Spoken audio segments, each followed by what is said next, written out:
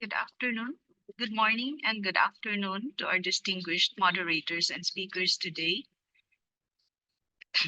who graciously agreed to share their knowledge about carbon pricing through this webinar, and to our guests and participants who are joining us online.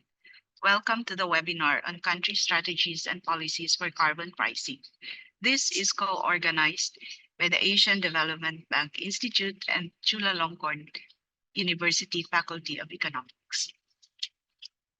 Carbon pricing often comes up in policy discussions on climate change and carbon emissions reduction, but there is limited understanding of what it is and how it works.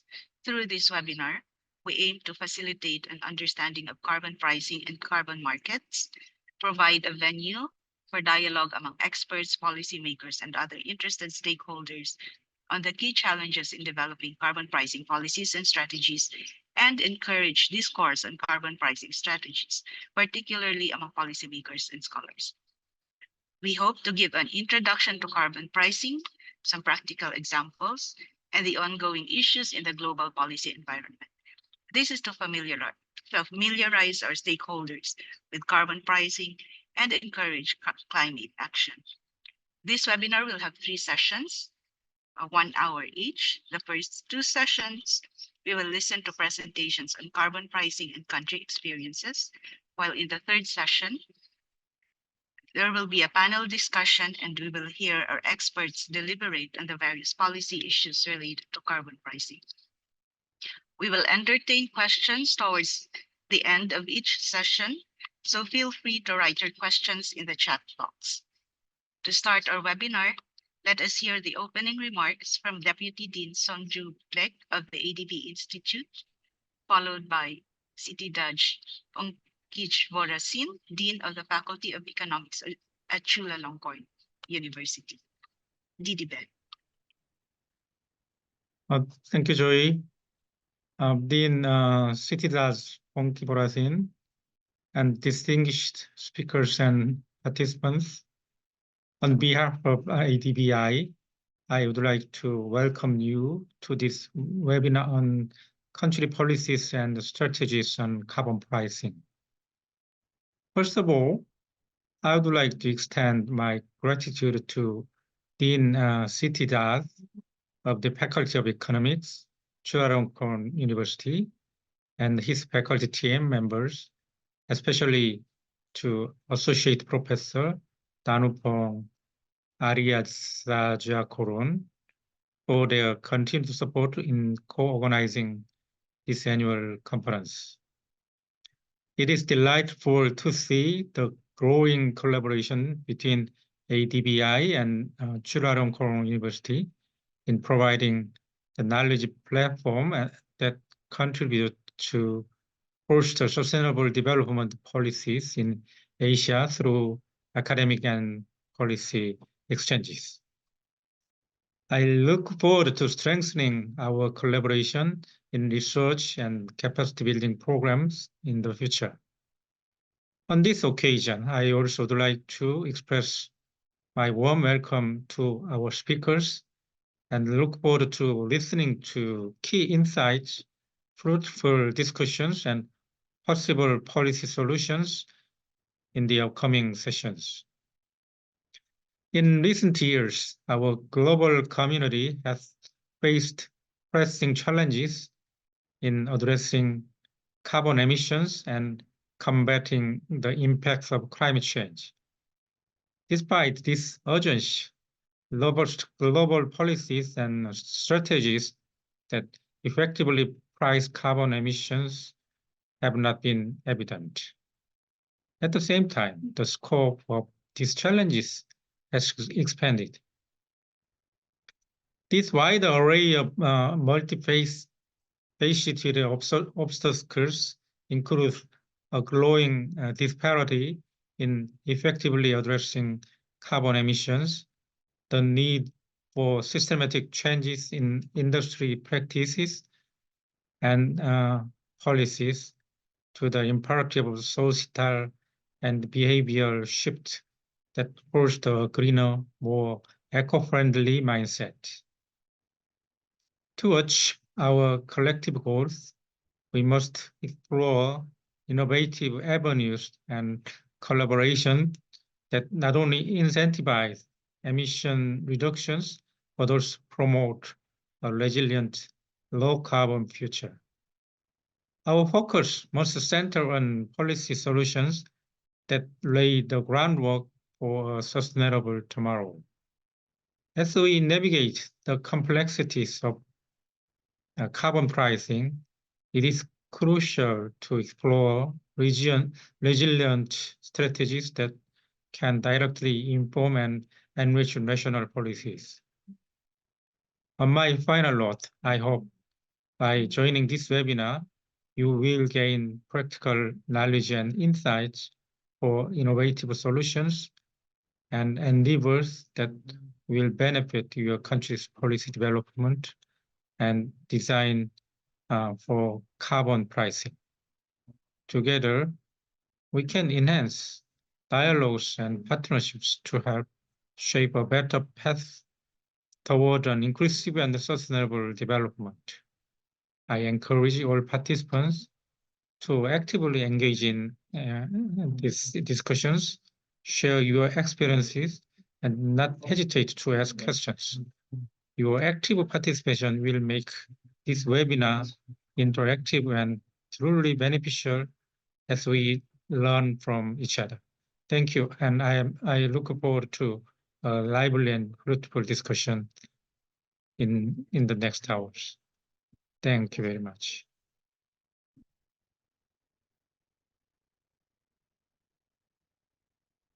It's over to you, Joy. Thank you, Didi Beck. Next is Dean. Thank you very much, Joy. Everyone can hear me, right? Okay. Good afternoon, Deputy Dean, Sejun Beck, and speakers and panelists and all participants in this workshop. And on behalf of Faculty of Economics, Chulalongkorn University, we would like to welcome you all to the 2024 webinar on country policies and strategies on carbon pricing. And like Deputy Dean Beck just already explained and give a very true introduction. This seminar is an event that ADBI and Faculty of Economics, Chulalongkorn University, arrange jointly every year. We change the topic according to the real world situation and the topics that are in the interest. And we hope that this collaboration will enhance the knowledge and discussion among academia and also policy makers. We would like to express our deep appreciation to ADBI for our continued collaboration on this event. I believe that our collaboration is very valuable and highly benefits societies. The topic this year relates to carbon pricing strategies and policies in different countries. And as we are aware, climate change and global warming is one of the most important challenges that we face. Transition toward the low carbon economy requires incentives to be put in place to discourage greenhouse gas emission. Carbon pricing is considered to be one of the most effective instruments which can be applied to combat with the problem. However, the form and the design of the instrument applied in national, regional, and global levels is still something that we need to learn and improve. So I think that this is a very good time and really good opportunities that we are out here and learn and discuss about the topic. I hope that this conference will serve as a good platform for everyone to share and discuss your ideas and learn from each other. I would like to say thank you very much again for your interest and participation. And lastly, I would like to say a big thank you to the organizing team, especially Dr. Piyakun from ADBI and Dr. Danikon from Faculty of Economics, Chulalongkorn University. And thank you very much. Thank you so much, Didi Beck and Dean Pongkij Borasin. So now let's move on to our first session. which is an overview of carbon pricing and carbon markets. This will be moderated by Dina Ashgalayeva, Senior Research Fellow at ADBI. She is an energy expert, and her research focuses on energy policy, particularly renewable energy, energy efficiency, and energy storage. She will be joined by two speakers, Dr. Kanita Tambunlachai, Associate Professor at the Faculty of Economics in Chulalongkorn University. Her research interests are in development and environmental economics. And the second speaker will be VK Dugal, Principal Climate Change Specialist at ADB, who leads ADB's Carbon Market Program. Dina? Thank you so much, Joy, for introducing each speaker, so we can quickly start. During this session, I will run some polling, so I would like to hear also our audience opinion. And please, dear audience, be active and put your questions during Q&A. We'll have a chance after all presentations. We'll have open Q&A. So let's start with our first speaker. As Joy said, will give us overview, and then the second speaker will give more deep dive. Kanita, please, the floor is yours. Thank you. So let me share my slides from my side. Right, so does this work? Yes. Okay, right. So my task is to essentially provide the background information and a little bit of a discussion of the sessions that we will be seeing today. So all three sessions. So just to briefly provide some background, we're all aware that emissions of greenhouse gases from human activities is causing the temperature to increase at a rate that has never been seen before in the whole of human history. Now, carbon is one of the biggest components of this human-related greenhouse gas emissions. So that's why when we talk about climate change, a lot of the talk is surrounding the area of carbon or carbon pricing, carbon emissions, and so forth and so on. Now, this slide is just to show you the wide-ranging implications of an increase in average global temperatures. So just to, so this is just a capture of the impacts that have been studied by the Intergovernmental Panel on Climate Change in its assessment reports. And you can see that it touches upon not only the physical changes to the ecosystems and also disasters that is a result of climate change, but we are also experiencing impacts to the foundations of our economies and also our well-being. So impacts on health, impacts on industries, impacts on the way we live and the way we do things. So a changing climate not only impacts physically, but it also has economic and well-being impacts as well. So moving on, so this is realized at the global level. So during the Paris Agreement in 2015, we have a global goal of limiting emissions to well below 2 degrees Celsius compared to pre-industrial levels. Now, the goal actually that we want to achieve is 1.5 degrees Celsius. But documentation-wise, we say to limit it to well below 2 degrees Celsius. Now, you can see from this chart that despite action that's been taken at the global, regional, and local level, we can see that policies and action in the blue tab on top of the graph, it's still not enough to get us to the goal of 2 degrees Celsius, let alone 1.5 degrees Celsius. So despite the stepping up of efforts worldwide, we are still not meeting the goal that we want to achieve of 2 degrees Celsius temperature limit. And so in order for this to happen, in order for us to achieve our goal, to prevent us from experiencing catastrophic changes, we really need to step up effort.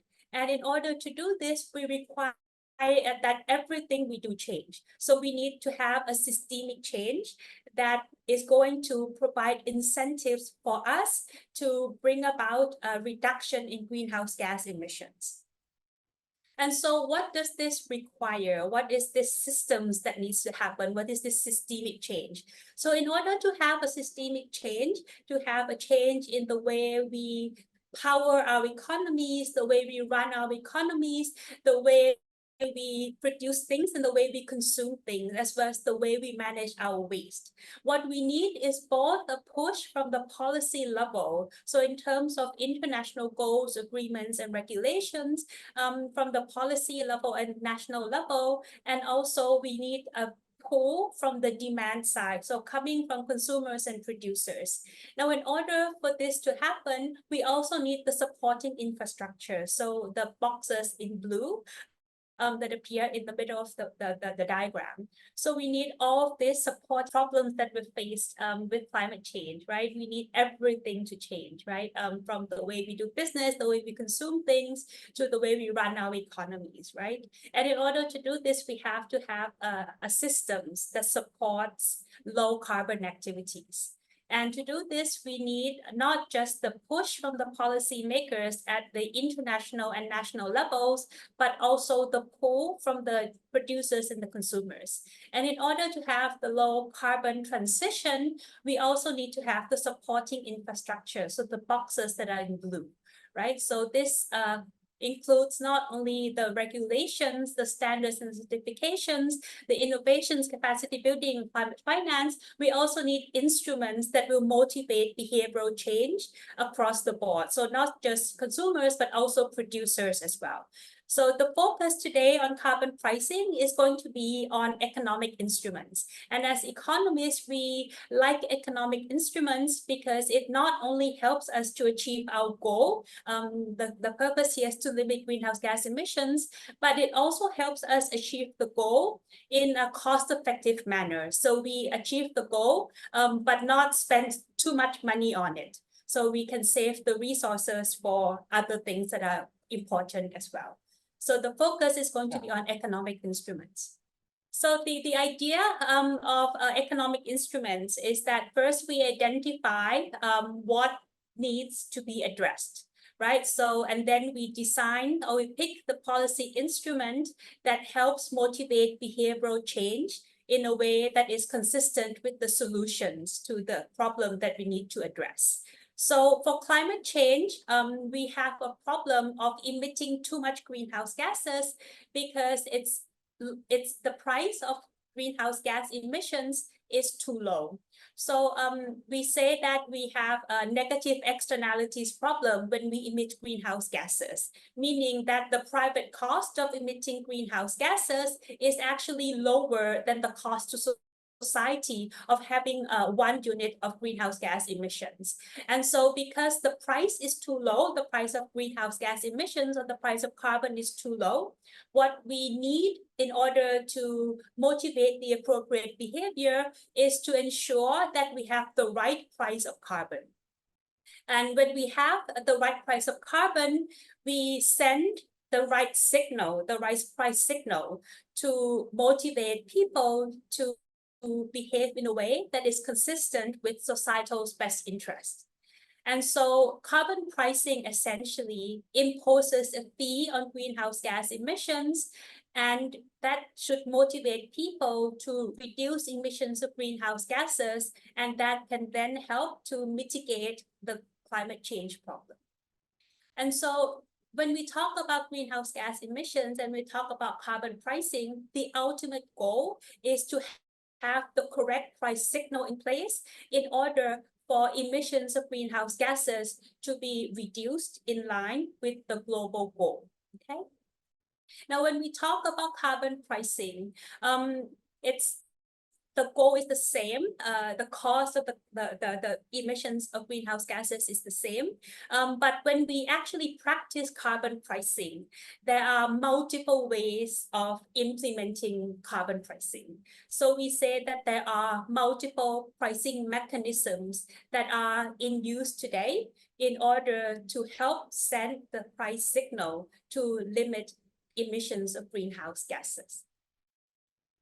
So if we look at the current practices of carbon pricing mechanisms that are in place, we can divide it into a number of different things. So firstly, we can divide it into external carbon pricing or internal carbon pricing.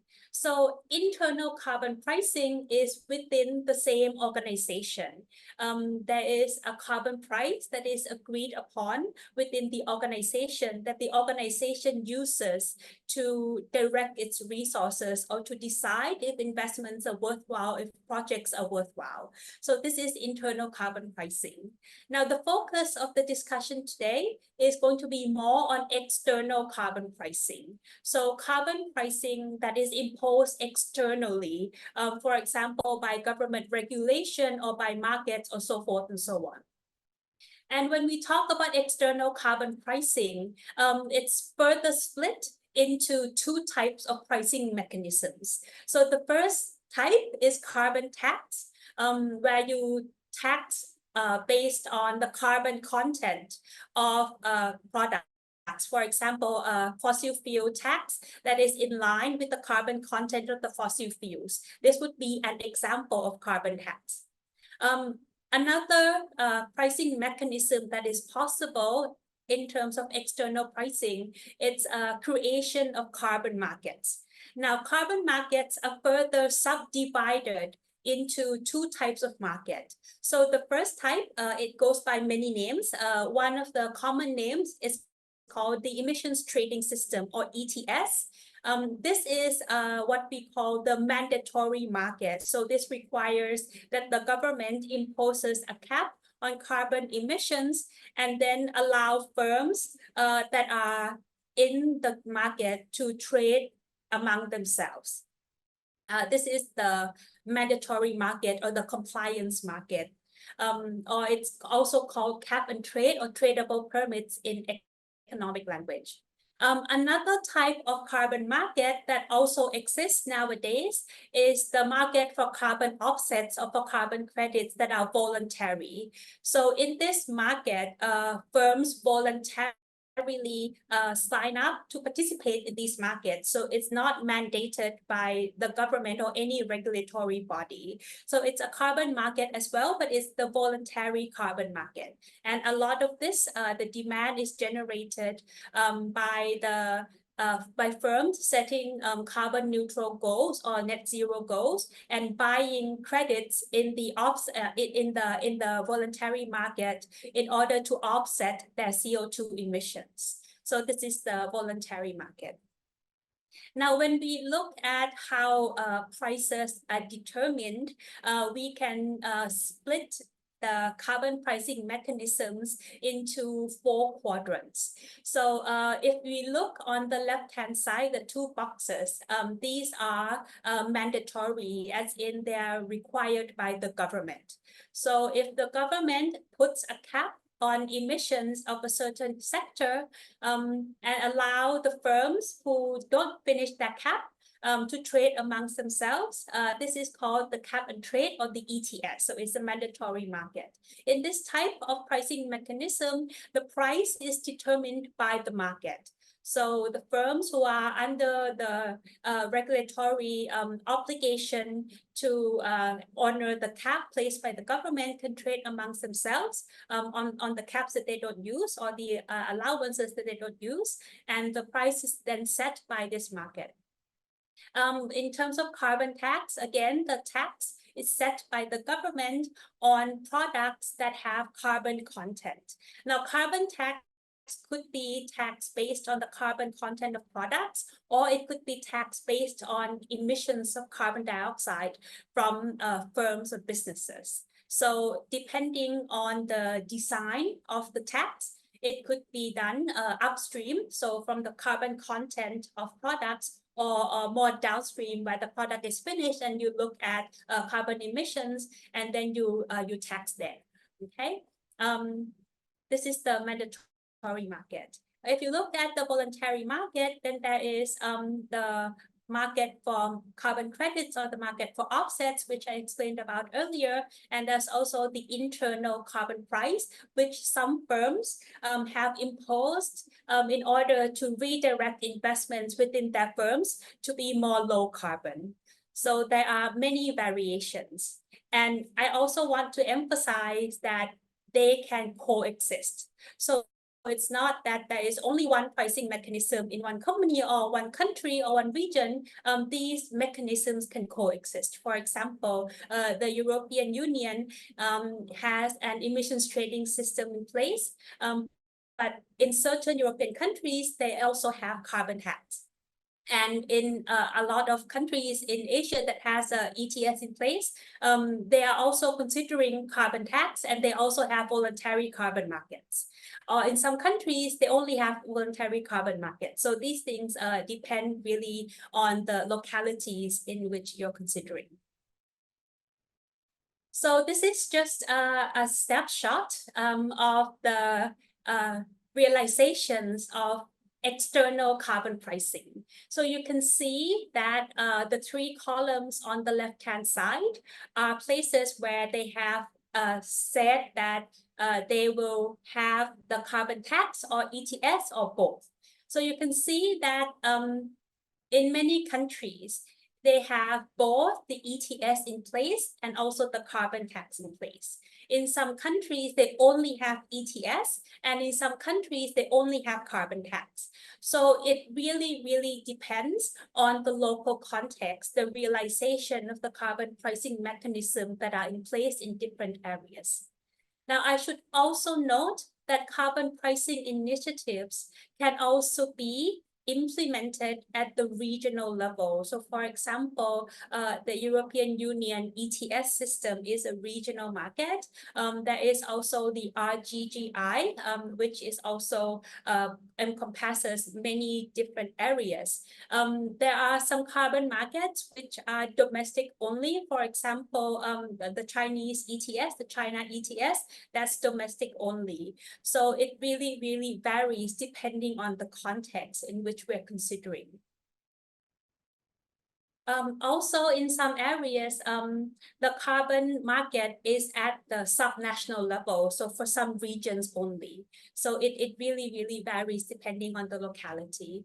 So even though the idea is the same, that we want to put a price on carbon so that people lower the carbon emissions, the realization of the carbon pricing mechanisms really vary by the local context that is being considered. This includes not just the choice between tax and ETS or both. It also includes which sectors are included in these mandatory markets or tax systems. Now, this is just to show you that the realizations of pricing mechanisms, the differences in the caps and the differences in the scope, also mean that carbon prices greatly vary depending on where you are. So even though economically speaking, we want the price to be equal to the social cost of carbon, but in practice, it still varies quite widely depending on location to location. So this is just to show you, so just now it was a snapshot of 2022 or early 2023 data on carbon prices, right? This one is more a time series of selected emissions trading schemes, so the mandatory carbon markets. So you can see that it varies quite significantly, and you can see that the prices also fluctuate from time to time. So initially it starts off quite low and then it goes up, but it also fluctuates quite a bit in almost all the markets that we see that have the ETS. Sorry, you have half minutes left. Okay, so this is my last slide. So this is just to show you that the carbon markets, the ETSs, the mandatory markets that are put in place, it's not easily done. So meaning that in order to have carbon markets in place, you need to have involvement from multiple stakeholders. So first, you need to set the cap, so the greenhouse gas reduction, and then you need to have the allowance allocation. So allocate the allowances to emit to different stakeholders. And once you allocate to different emitters, the emitters can trade amongst themselves, and then they have to report the net of the allowance, the emissions plus allowance, or the total emissions. They have to report it to a body that recognizes this. And in order for the reporting to be creditable, you need to also have to go through accreditation and verification process. So it's not easily done. You need the necessary infrastructure to be in place in order for carbon markets to happen. And so that is my last slide. Thank you very much. Thank you so much, Kanita. Yeah, I agree. Each step is a big trouble for the government for implementation. Yeah. So let's go to the next speaker, and after that we'll have panel discussion Q&A. So our next speaker, Virender Dugal, our colleague from ADB, Climate Change and Sustainable Development. The floor is yours. Thank you. Thank you very much. Are you able to hear me properly? Yes, excellent. Okay. Good afternoon, ladies and gentlemen, colleagues. I'm truly delighted to be here in this webinar on policies and strategies on carbon pricing, being organized jointly by ADBI and the Chulalongkorn University. I'm truly honored to follow this session with after the presentation, a very interesting presentation made by Dr. Kanita. And I would really like to pick it up from where she has left. But before I get on to doing that, let me highlight a few things that she very so nicely articulated. That climate change is a global emergency. That means all countries need to get their act together and look at it. She also mentioned about the Paris Agreement goals and the importance of putting all hands on the deck. I think that's very, very important. It requires push as well as pull, both to the policymakers as well as consumers, including you and me. Carbon pricing is one such instrument that can contribute to reducing GHG investments cost effectively. I think that point has come up very nicely during the previous presentation. And also the important point that carbon pricing essentially tries to bring about behavioral changes for the individual consumers, and also behavioral changes for different economic establishments. I think this is a very important point to know, because carbon pricing is basically premised on the concept of the polluter pays. The one who is emitting GHG emission should, at the end of it, pays for all the social cost of the GHG emission that Dr. Kanita was highlighting. So this is a very nice scene setting of me to come in here and try to share a bit more knowledge on how carbon pricing sits into the overall climate policy architecture of the country, also looking how different design elements could be considered and thought about while designing carbon pricing, because at the end of the day, we would like any other policy, carbon pricing to be successful in achieving the target, achieving the objectives for which this policy instrument is being designed. And as we talked previously, carbon pricing we are looking at from the perspective of reducing the GHG emission cost effectively. Two things: reducing the GHG emissions and cost effective. So we have to look at all the elements, all processes, all the considerations that will help us to achieve all of these important objectives of this. So few slides to support me. One of the things that I would like to highlight besides is that there are a number of challenges while there are opportunities. As we know, we have already understood there are challenges, and how do we deal with those challenges? So first thing first, we need to understand that carbon pricing is a part of a broader climate policy architecture, and it is one of the climate policy instruments that countries do have. But at the same time, we also need to understand that carbon pricing does not operate in isolation. I think this is a very important point for all the policymakers sitting in this audience, is that carbon pricing works in tandem with the other pricing instruments. So the carbon pricing needs to have a proper policy environment for it to provide the most effective solutions, most effective answers, most effective results for a country to take advantage of. I think this point is very important, that carbon pricing does not operate in the vacuum. I think in the end, what we want to do is the carbon pricing to succeed on both the elements. On the climate side, that means reducing GHG investments, and also on the economic side, that it should be able to help us reduce the GHG emissions cost effectively. There's a broad landscape of carbon pricing instruments. Dr. Kanita has already mentioned. I will, on the next slide that you can see, there's a broad landscape of carbon pricing instruments. On one side, you have the direct carbon pricing instruments such as the carbon taxes. You have the cap and trade system or the domestic emission trading system. You have international offset markets, baseline and crediting. Many of you are very familiar with the international carbon markets. Those operate under the Kyoto Protocol by the name. The Clean Development Mechanism, Thailand was a big beneficiary of that.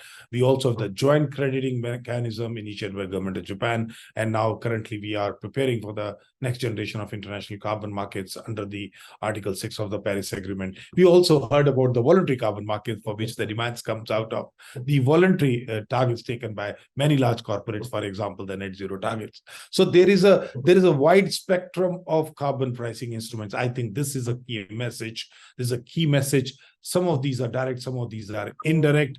But at the end of the day, what we are trying to look, once as said earlier, that we are trying to reduce the GHG emissions cost effectively. Quickly going on to the next slide. There is a growing momentum for the use of carbon pricing. I think we have close to 70 carbon pricing instruments being utilized in the various parts of the world. There's a growing momentum. We have done a paper on the mention of carbon pricing in the NDCs of different countries. And what we find, the countries in Asia and the Pacific are quite keen on using carbon pricing as a means to achieve their NDC targets. So as we can see, within Asia and the Pacific, there are 7 very specific carbon pricing initiatives have been taken. For the example, the government of Japan, Singapore already employ carbon tax, Kazakhstan, New Zealand, Republic of Korea, People's Republic of China have emission trading systems, whereas Indonesia have also launched nationwide ETS.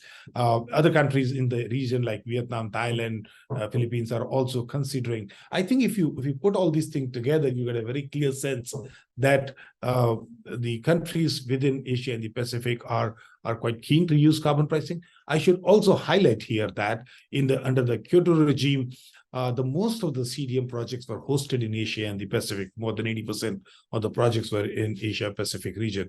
And looking at the GHG emissions profile, the experience, the expertise, the infrastructure, it is quite reasonable that the next generation of carbon markets should also have the center of gravity in Asia and the Pacific. So this makes the spectrum quite wide for all of us to take advantage, and that also opens multiple avenues for the policymakers to pick and choose what carbon pricing instruments are going to be more useful for their national interest. Let's go on to the next slide now.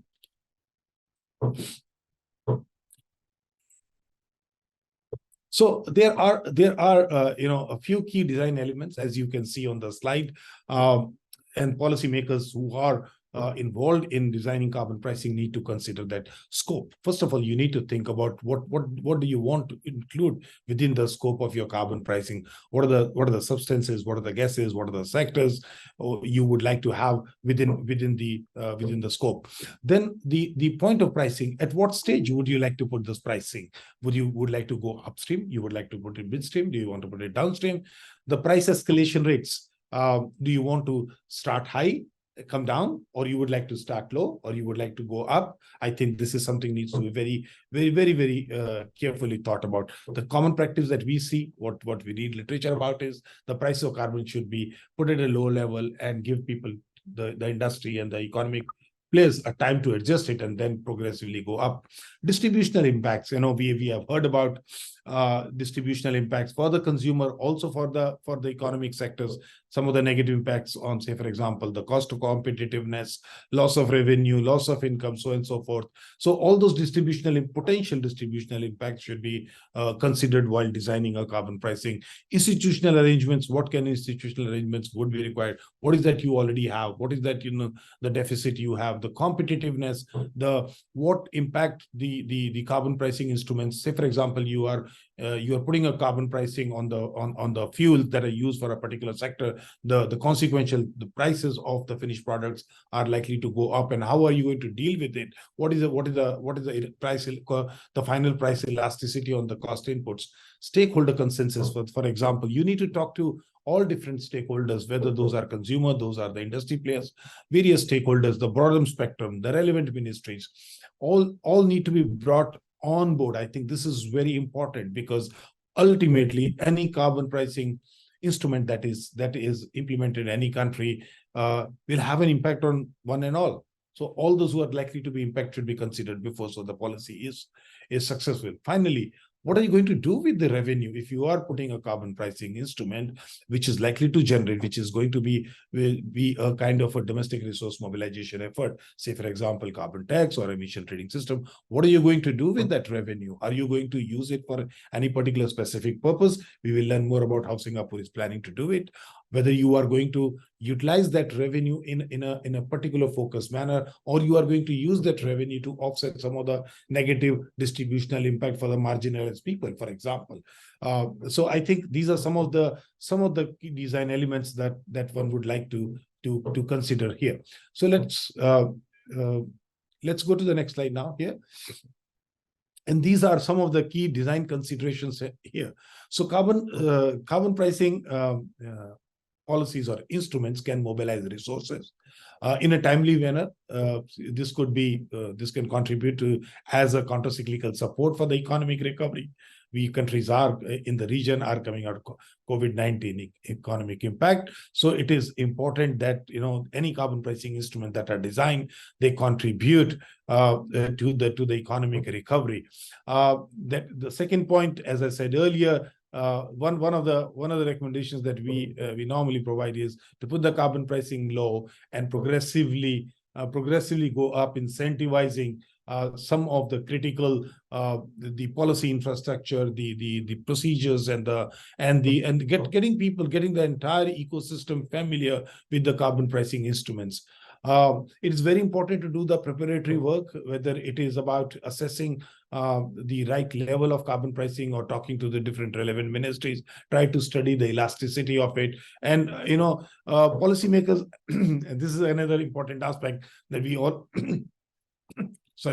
we oftentimes mention that one should not wait to evaluate the options and explore facilitative work, with different policy makers, and do the groundwork. Take your time to do the groundwork. It is very important to do the proper consultation, proper homework before you finalize any policy instrument. So let's go on to the next slide now. Okay, as I said, let's try to learn what Singapore has done. It's a simple design. I think this is very important. Like any other policy instrument, any policy instrument should be simple, easy to understand. What Singapore has done, like they have put a carbon tax, 50 of the largest emitters, which is a good thing from the administrative purposes, right? Now, the government decides to set a tax which is relatively low, and then which will gradually increase. So again, giving time to the industry to kind of settle. So this is very important. So this year, for example, Singapore allows businesses to buy high quality international carbon credits. This is another way to kind of keep their tax liabilities in check. So what would the international carbon credits could come and offset up to the 5% of the taxable emissions. This is another very innovative way to integrate the carbon tax with carbon markets, international carbon markets.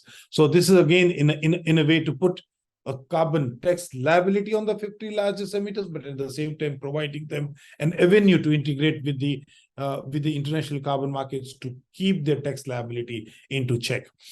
This is going to be a good example. So let's look at the next example of the Korean emission trading system, KETS. It is again a good example of how emission trading system could be designed.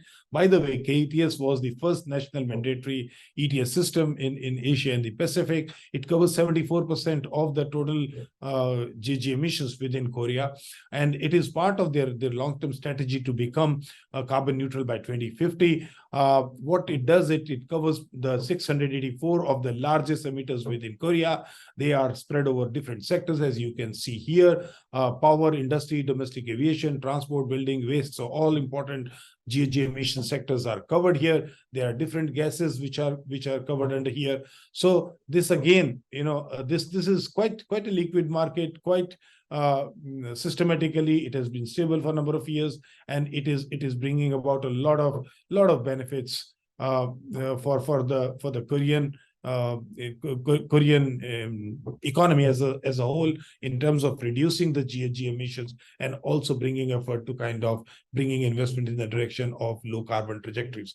And as I said, it is part of Korea's long-term objective to become carbon neutral by 2050. So quickly moving on to the next slide. So there are there are obviously, like any other policy initiative, there are a number of barriers to the policy option, cost effectiveness for the countries. So there are a number of barriers, but we have tried to capture some of these, but these are not. This is not certainly an exhaustive list. So first, let me highlight the prevalence of regulated power markets within Asia and the Pacific. So the prevalence of the regulated power markets can weaken or even hinder the carbon pricing signal, reducing the effectiveness. So some policy options to address these challenges, including, for example, the extending the scope of the ETS beyond the power sector, and also dealing with how can you deregulate power markets in tandem with while you are developing your carbon pricing instruments, because sometimes some of these can be cross-purpose to each other. The second, as you can see here, is the potential distributional impact for consumers and the businesses. So for the consumers, say for example, if you put carbon pricing, that can increase the cost of some of the finished goods for the households and the consumers, which may bring about negative impacts for the households. And for example, carbon pricing can bring about negative impacts for the carbon intensive businesses and industry, say for example those using high amount of fossil fuels, for example, right? So what governments can potentially do is to identify sectors which are, or the vulnerable groups, and also looking at which are the carbon intensive trade exposed industries, for example, and provide rebates or exemptions for at least some time for them to kind of adjust or to make alternative arrangements to kind of mitigate the impacts, especially in the immediate term, or kind of phase these in a sense that the distributional impacts are minimized, if not completely eliminated. The third thing that I would like to highlight here is the lack of institutional capacity and policy coordination. So this is a new area for most of the countries in Asia and the Pacific. Many countries do not have the capacity to assess the right level of carbon pricing, the right instrument that is applicable, or even the industry to, or even consumers to know the impacts or how to deal with it. So there's a lot of capacity deficit within Asia and the Pacific. So that needs to be acknowledged first and dealt accordingly. I think this is very, very important for countries to know about. So I think moving forward, these barriers, as I said earlier, first of all, needs to be acknowledged, and then these need to be addressed to make sure that the positive impacts of any carbon pricing instruments can be maximized. At the same time, the negative impacts are minimized. So let's quickly move on to the next slide. So this kind of, I'll go back to the point that where I started, that carbon pricing needs to be designed, and first of all needs to be seen as a part of the broader climate policy architecture. And then it has to be designed in close coordination and synergy with other policy instruments. So I think there are three important things to know: that the carbon pricing, as I said earlier, is an integral part of the broader climate policy architecture. Number two, carbon pricing needs to be supported by a very, very coherent overall climate policy architecture or climate policy mix. I think this is very important. Carbon pricing, as I said, thrives in the ecosystem of supporting policy mix. I think this needs to be carbon pricing does not operate in vacuum. This is very important. Say, for example, you put carbon tax to generate revenue, but at the same time, you also need to consider what are you going to do with your fossil fuel subsidies, for example, right? And third thing, let me very quickly come on to that it is the carbon pricing should also be thought about in the context or implemented in the context that you do a regular policy reviews.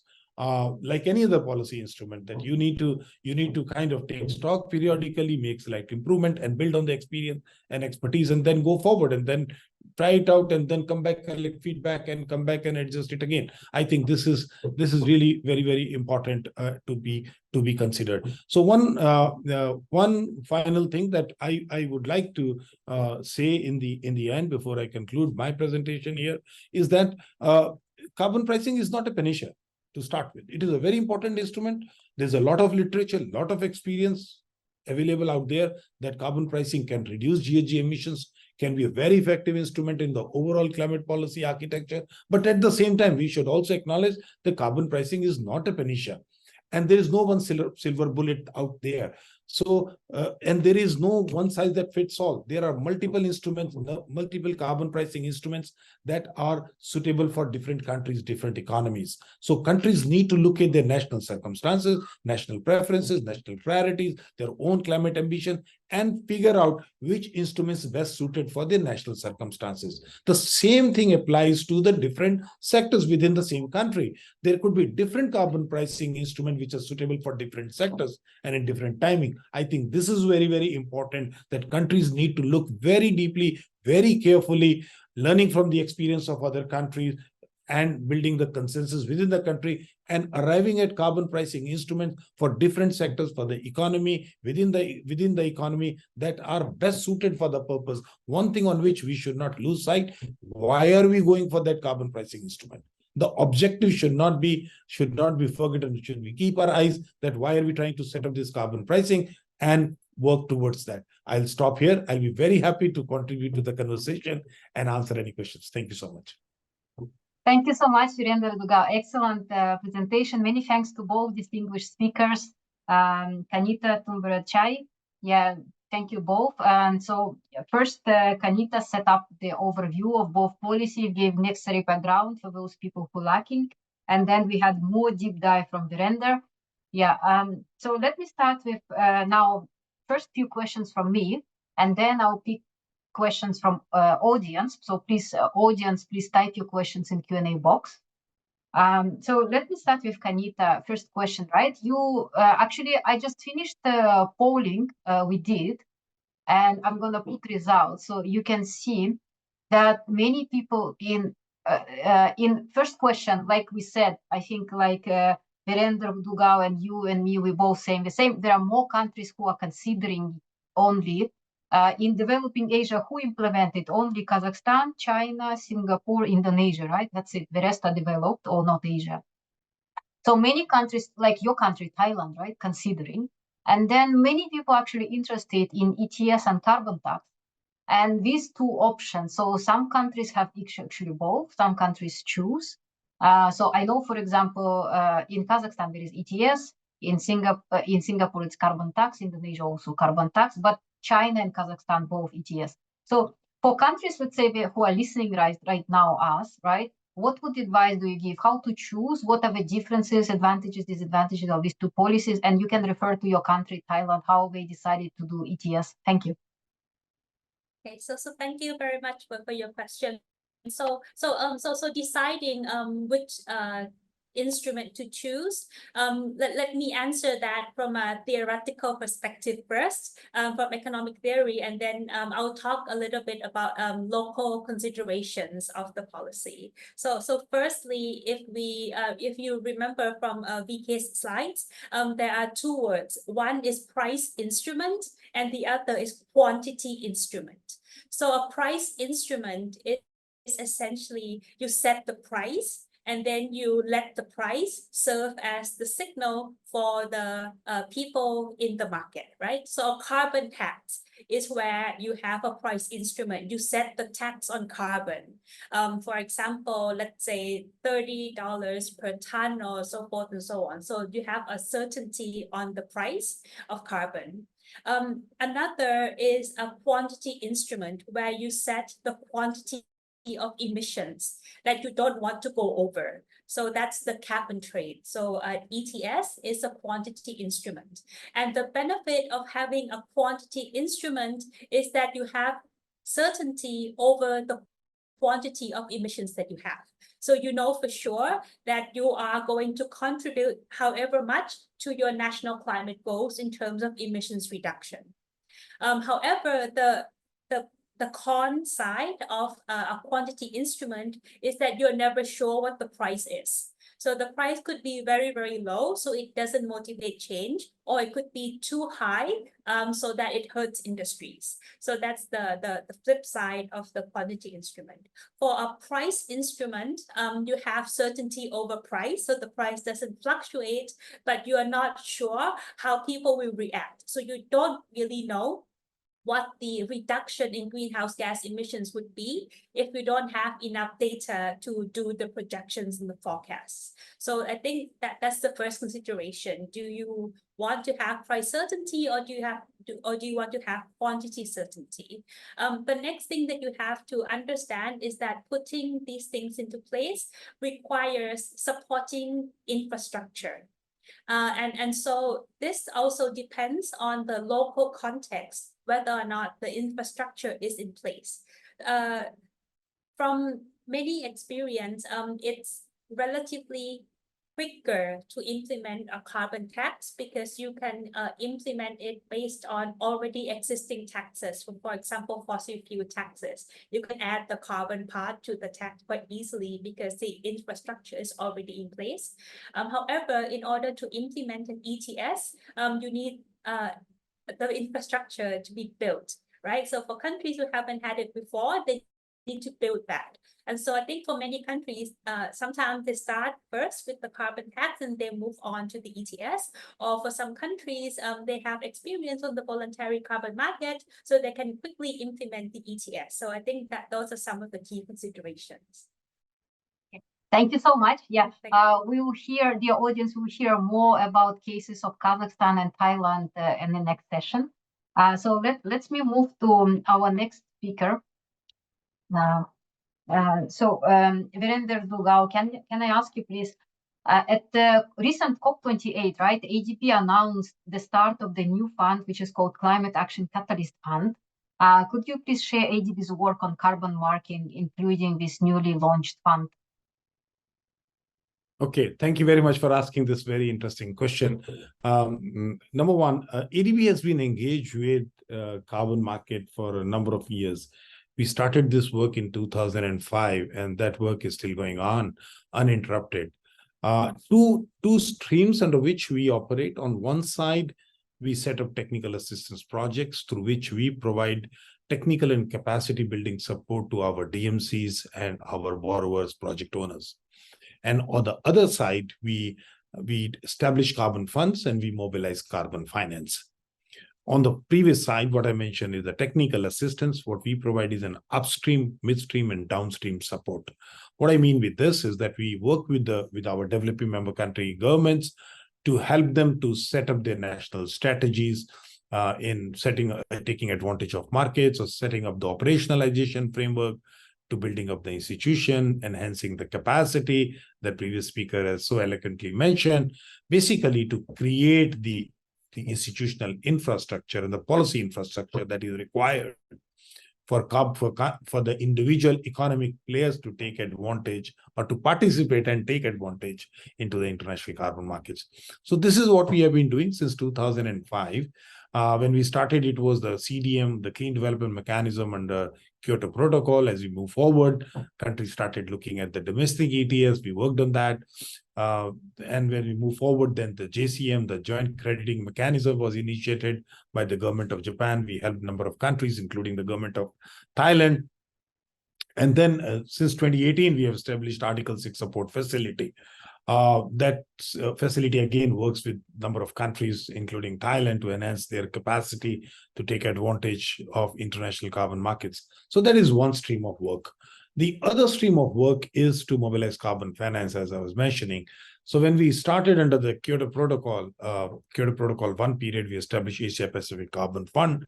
We received funding support from 7 European governments. We got together like $150 million, and we supported more than 70 mitigation projects, purchasing more than 15 million carbon credits. We backed it up with a Future Carbon Fund, $115 million, 6 financing partners, both public and private. And we have very recently closed that fund after a very successful operation, purchasing more than 8 million credits, supporting 33 projects, including in Thailand once again. Then we run Japan Fund for a Joint Crediting Mechanism, as I mentioned, which provides financial support for the diffusion of advanced low carbon technologies. So this is the kind of context, this is the kind of work ADB has been doing in the carbon market space. So very recently, as you see in the Paris Agreement space, we are working with the countries to enhance their readiness to participate in the international carbon market. That is very important. We have done a lot of capacity building work. We have done a lot of knowledge work. We have conducted trainings on helping countries to do the piloting, so and so forth. Moving forward, we'll be supporting these projects to get market ready so that they can generate credits. So the next logical step for us is to establish a carbon fund that we normally do. And we have a lot of institutional capacity. So in that context, we have established Climate Action Catalyst Fund. This is a trust fund ADB has established. It will be purchasing carbon credits from mitigation actions within Asia, and which will be hosted in Asia and the Pacific. It is an Article 6 fund, meaning we'll be purchasing ITMOs, internationally tradable mitigation outcomes, the new name for the carbon credits. So this is what we'll be doing. This fund will have financial contributions from ADB member countries, governments or sub-governments or their agencies, or even private sector participants. What we will be doing as ADB will be the trustee of this fund, and on behalf of those external financing partners, we will go out, look at suitable candidate projects, enter into transactions, purchase carbon credits on behalf of the external financing partners. So we will be making we will be kind of facilitating the inflows of carbon finance from the external financing partners to the projects which are hosted in Asia and the Pacific. And in lieu, we will facilitate the transfer of carbon credits to those external financing partners. One thing which is very unique about ADB's carbon funds is that we continue to have a possibility to provide upfront financing. So usually what happens in the international carbon markets, so carbon market instruments being performance-based mechanisms, the carbon credits are generated a few years after the projects are implemented, up and running based on the data monitoring of the actual performance of the project. So it is usually the cash flow basis the carbon finance comes into the projects, because it takes a few years. By the time the capex requirement of the projects are already being met with other sources. And that's where we think most of the challenges come for the project developers, especially when they are deciding on the low carbon technologies or advanced low carbon technologies and solutions. So what our trust funds usually do, and this is what the CSCF will also do, is to have the possibility to enter into long-term contracts and a fixed price contracts, so that the prices do not go up and down, and also to provide upfront financing for these long-term contracts with which the project owners can actually use to meet the development cost of the projects. So this is going to be quite innovative. I think some in substances, CSCF will be mobilizing innovative carbon finance to catalyze investments in low carbon technologies. So this is our aim. This is what we would like to do through CSCF. Okay. Many thanks, for sharing about this ADB fund. Yeah, I'm also very interested. I think all our audience happy to hear that this is open for all DMCs. So I'll remind to audience, DMC means developing member country of ADB. I see in our audience people from Central Asia, for Southeast Asia. So those are our DMCs basically. So what would you recommend, like those who joined our session, they're interested. You said it's open to all DMCs, right? And you also, like you said, that there is lots of capacity building on carbon pricing. And you mentioned today that all this carbon pricing, they need to be tailored for countries' needs, right? It's not copy-paste. It's not guaranteed that it will work. Success story is not guaranteed. Actually, I encourage everyone to learn from failures as well. Like the next session will be about countries. So learn not only of success stories, but also from failures, what didn't work. So maybe what would you recommend for our countries? Like most of our DMCs, they are thinking only of implementing, right? They haven't announced, they haven't started, and they just thinking, right, of implementing in the future. So what would you recommend them to do as the next step after this, watching this webinar? Okay, no, this is a very interesting question. Thanks for asking me this question. First of all, I think it would be very useful for all our developing member country policymakers, our DMC policymakers, to understand that there is a very complex landscape of carbon market opportunities that are coming up. We do a number of capacity building work. You're all invited to join and understand more about this one. But I think it is very important to understand. And second, as I said earlier, look at it in the country context. Look at your NDC targets, look at your national priorities, preference, and then determine what kind of markets you would like to engage. Compliance market, voluntary market, aviation sector market, domestic emissions trading, international markets, like we were speaking. This the first part of this session. I think this is going to be very important.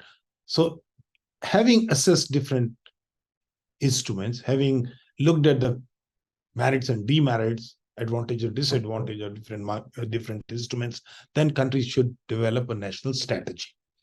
Countries should develop a national strategy how to use international carbon markets to their benefit. Once the countries have made their national strategies, then they need to take the next step to make a policy framework to operationalize that, to achieve that strategy. The policy instrument, then national framework, and build the institutional infrastructure, build the capacity. These are kind of the consequential steps the countries will have to take.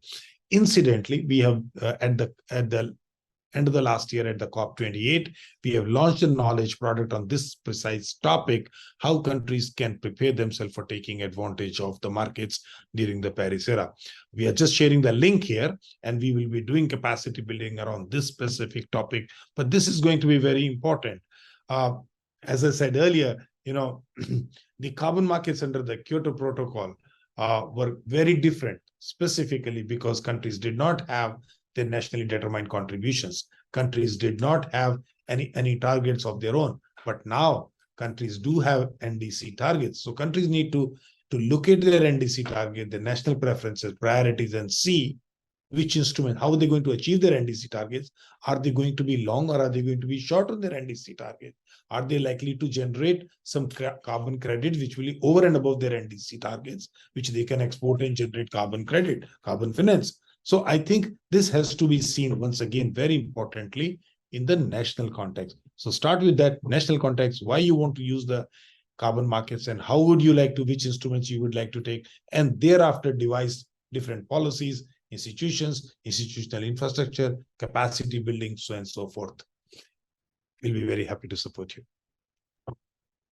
Oh, great. Thank you so much.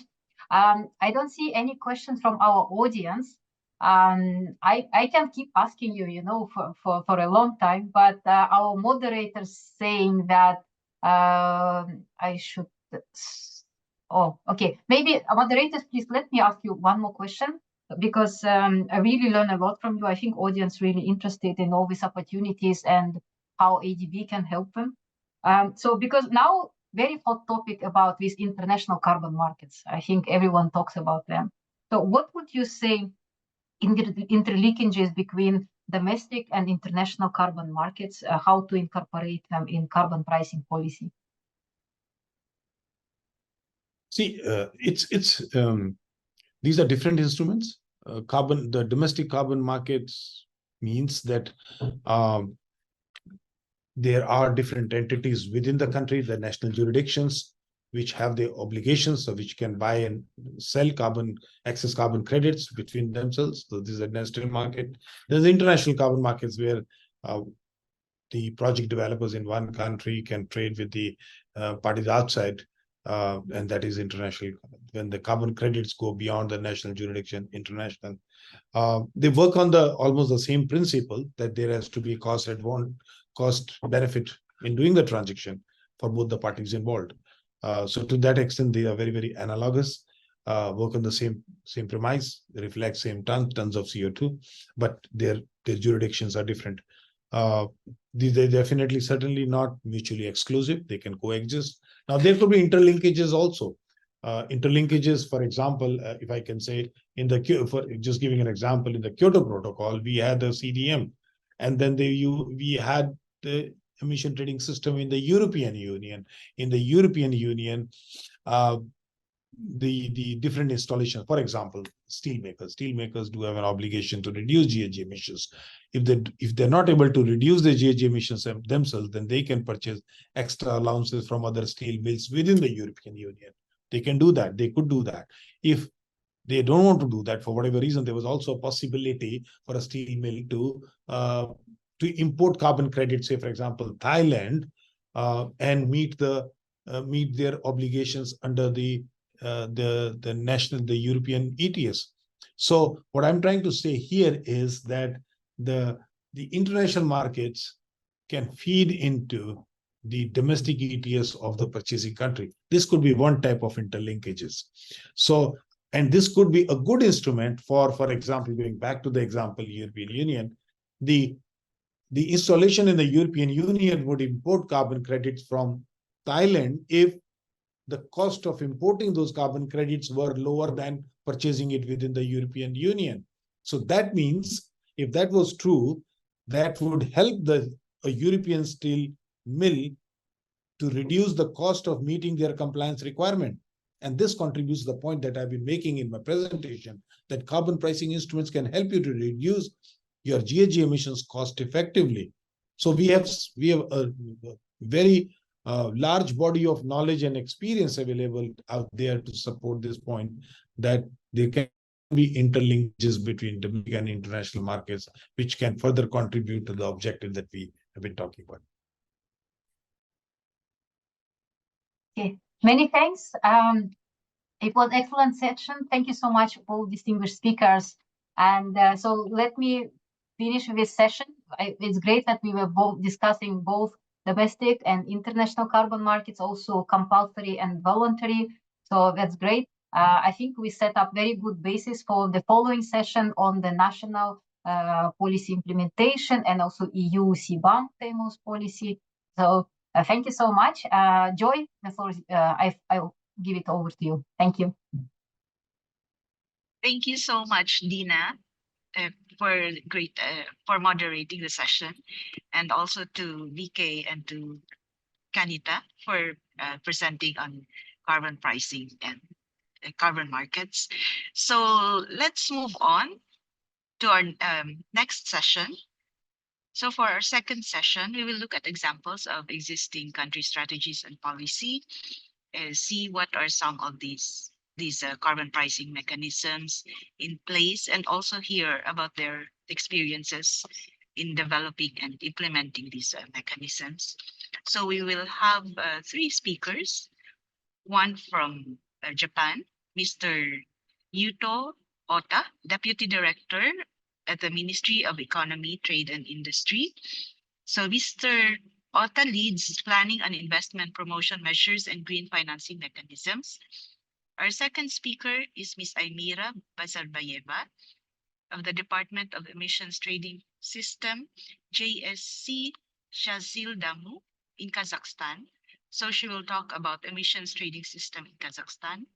And our third speaker is Mr. Bunrod Yawapruek managing partner of the CRIGI. He's a climate finance specialist with over 20 years of experience. So the moderator for this session will be Professor Chanon Tongtai of the Faculty of Economics in Chulalongkorn University. Dr. Tongtai's research interests are carbon neutrality, ESG, emissions trading, population, and environment. So over to you, Chanon. Thank you very much, Ms. Joy. I'm Chanon Tongtai from Faculty of Economics at Chulalongkorn University, and I'm very happy to be here today. So let's begin this session with our first example, which is Japan. So please welcome Mr. Yuto Ota, the Deputy Director of Environmental Policy Division, Ministry of Economics, Trade and Industry, Japan. Thank you. Please welcome. Thank you for the introduction, Dr. Chanon. This is Yuto Ota from Ministry of Economy. And so while waiting for the slides, let me briefly introduce myself. So I'm a Deputy Director at Environmental Policy Division at Ministry of Economy. And I started my job at this office from 2021. And that was when we set the, we set the NDC and its investment goal for achieving our NDCs. And at that time, my ministry was not really a strong supporter for this carbon pricing measure. But now, in order to galvanize the private investment, we are now leading the policy making to introduce the carbon pricing in Japan. So we so from this kind of unique experience, I can share how to kind of prepare for or how to make a consensus with industry sector and energy sectors, and actually introduce the carbon pricing that will be effective enough for various sectors. And in Japan, this preparation for the introduction of carbon pricing occurred during the amid of 2022 energy crisis, and so we had some kind of unique experience in terms of the negotiation with those industries and other group in society. So we can I will first briefly explain our policy package, and then during the discussion or Q&A, if you have some question on that, please let me know. So yes, thank you for ADBI. Now I guess all can see my slides. So yes, from the page 2, let me briefly explain the Japanese strategy to achieve net zero, and then I will explain the detail of our carbon pricing mechanisms in Japan. So firstly, as I mentioned, so we have the NDC that is to reduce greenhouse gas emission by 46% by 2030. And then we commit to achieve carbon neutrality by 2050. And that was these goals was set by Prime Minister Suga. But under the current administration, under Prime Minister Kishida, he set the new goals to realize this commitment, which is the 150 trillion yen of new investment over the 10 years.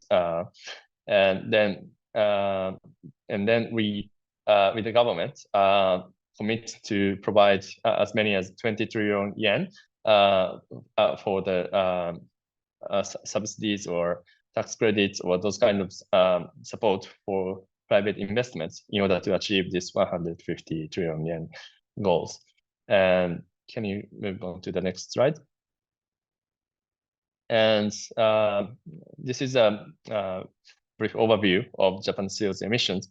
So as you can see, on the slide, on the graph on the left, you can see the energy sector account for the large part, about 40% of our CO2 emissions.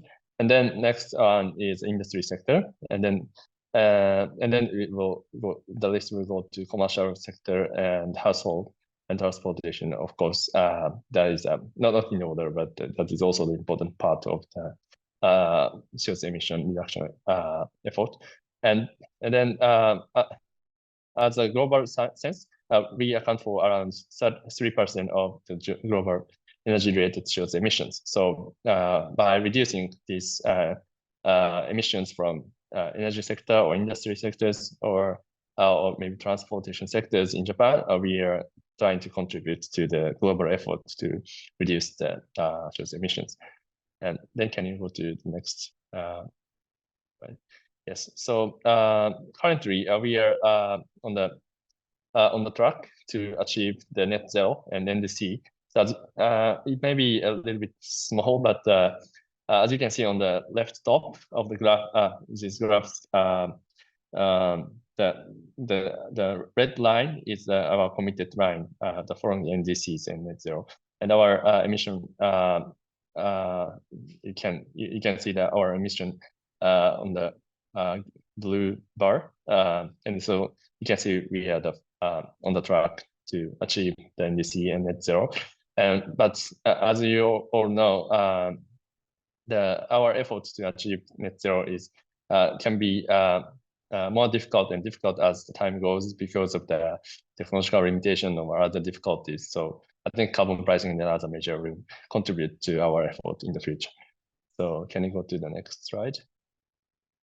And then, so in order to be on on the track for in the future as well, we have to think about the difficulty that we will face in the future in order to reduce the emission to zero. So, so as you can see on the graph on the left, so the steel sector or chemical sector or those kind of hard to abate sector account for around 30% of entire CO2 emissions in Japan, and then and these sectors have technological difficulties in order to reduce the emission, because the electrification or the use of clean electricity can be a great solution for almost all sectors, but in these industry sectors, there are demand like fossil fuel demands for their energy, for their heat or for their materials, and these demands on fossil fuels are kind of difficult to reduce. So, and then I think these parts must be this problem must be solved by the technological advancements as well as the investments to existing technology. So as you can see the graph on the right bottom, the IEA net zero by 2050 report maintains that in order for the world to achieve carbon neutrality, we have to rely on new technologies under development for the 46% of the CO2 emission to be reduced. So we, the government of Japan, trying to promote the investment in both existing technologies and new technologies. And can you go to the next slide?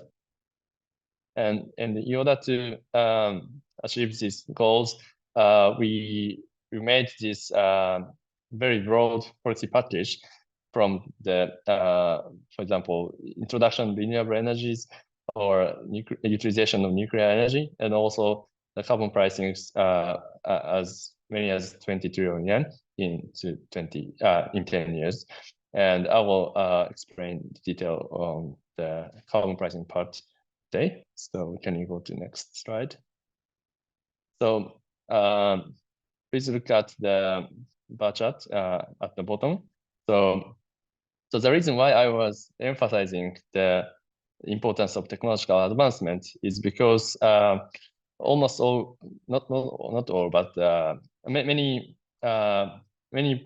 products that is better for environment are likely to be expensive, more expensive than the other product. So and we say GX product, but this means like you can understand this word as a green product or green technology or something. These green technologies tend to be expensive, and then this part, the carbon pricing come into play. So by introducing the carbon pricing, we can increase the price of the non-GX product, non-green product, so that the based on the mechanism of the market, the companies or consumers can choose the green product that is price competitive in the sense of price. But I think as the prior presentation of ADBI emphasizes, the carbon pricing should be the part of the broader policy package, and so we have two other key instruments to minimize this price gap and promote the green product in the society. So the first one is investment support, and so we are going to issue the Japan's first sovereign green bond that is called GX Economy Transition Bond. And then we will issue 1.6 trillion yen this year, and then we will issue that the rest of the 20 trillion yen for 10 years. And then by issuing these bonds, we secure the budget for investment support, and in order to reduce the price of green products by research and development or capital investment for the advantages of scale or those kind of things. And then also by issuing these green bonds, we actually put the transition label to the green bond, so that most of the proceeds from the green bond will be allocated to the technological advancement in the hard-to-abate sector, and also the investment in existing technologies in hard-to-abate sector. So this allocation of proceeds from the green bond towards the hard-to-abate sector is quite important in the sense of transition finance. And then we are by issuing the transition bond, green bond with transition label, we are trying to promote the private investments to these transition finances. So this is also the important tools to promote the green product in the entire economy. So this carbon pricing and the transition finance with by issuing the green bond, and also the investment support using these proceeds from the bonds will be the key package for our investment promotion. So can you go to the next slide? And then with a focus on the carbon pricing, we now have the voluntary emission trading system that covers 53% of Japanese CO2 emission. And as you may know, the EU ETS covers around 40% of its emissions. So I think the cover range is higher than in the global sense. And then you can see these highly emitting companies, and also the the IT sector or various sector are joining this voluntary ETS. Can you go to the next slide? And then those companies which join this ETS have to set their own reduction target for 2025 and 2030. And Japanese big corporations tend to have their reduction target by 2030, but by joining this ETS, they are now encouraged to set their reduction target 5 years earlier than their original target. And then we now under development of this MRV system and also trading schemes. And actually we are planning to set up, establish new agency that is funded both by government and private sector to effectively manage this ETS in the future. And can you go to the next page? Yes. And then combined with the ETS, we established the carbon credit exchange market in Tokyo Stock Exchange last year, and we have this exchange already. And as you can see on the right side, the average price for this credit varies depending on methodologies, but it is expected to be increase as the policy planning in the ETS will be developed in the future. So can you go to the next page? And then the way how we are planning to develop this voluntary ETS is shown in this slide. So now our ETS system is voluntary in 3 senses. So first, the participation is voluntary, and the emission reduction target can be set by their own by each company. So the goal setting is voluntary, and also that even if the companies are unable to reach their own goals, the way how to deal with this situation is can be decided by each company. So it's not mandatory; it's a voluntary achievement. So so we understand the needs to develop this voluntary ETS into the full-scale operation, and the strong.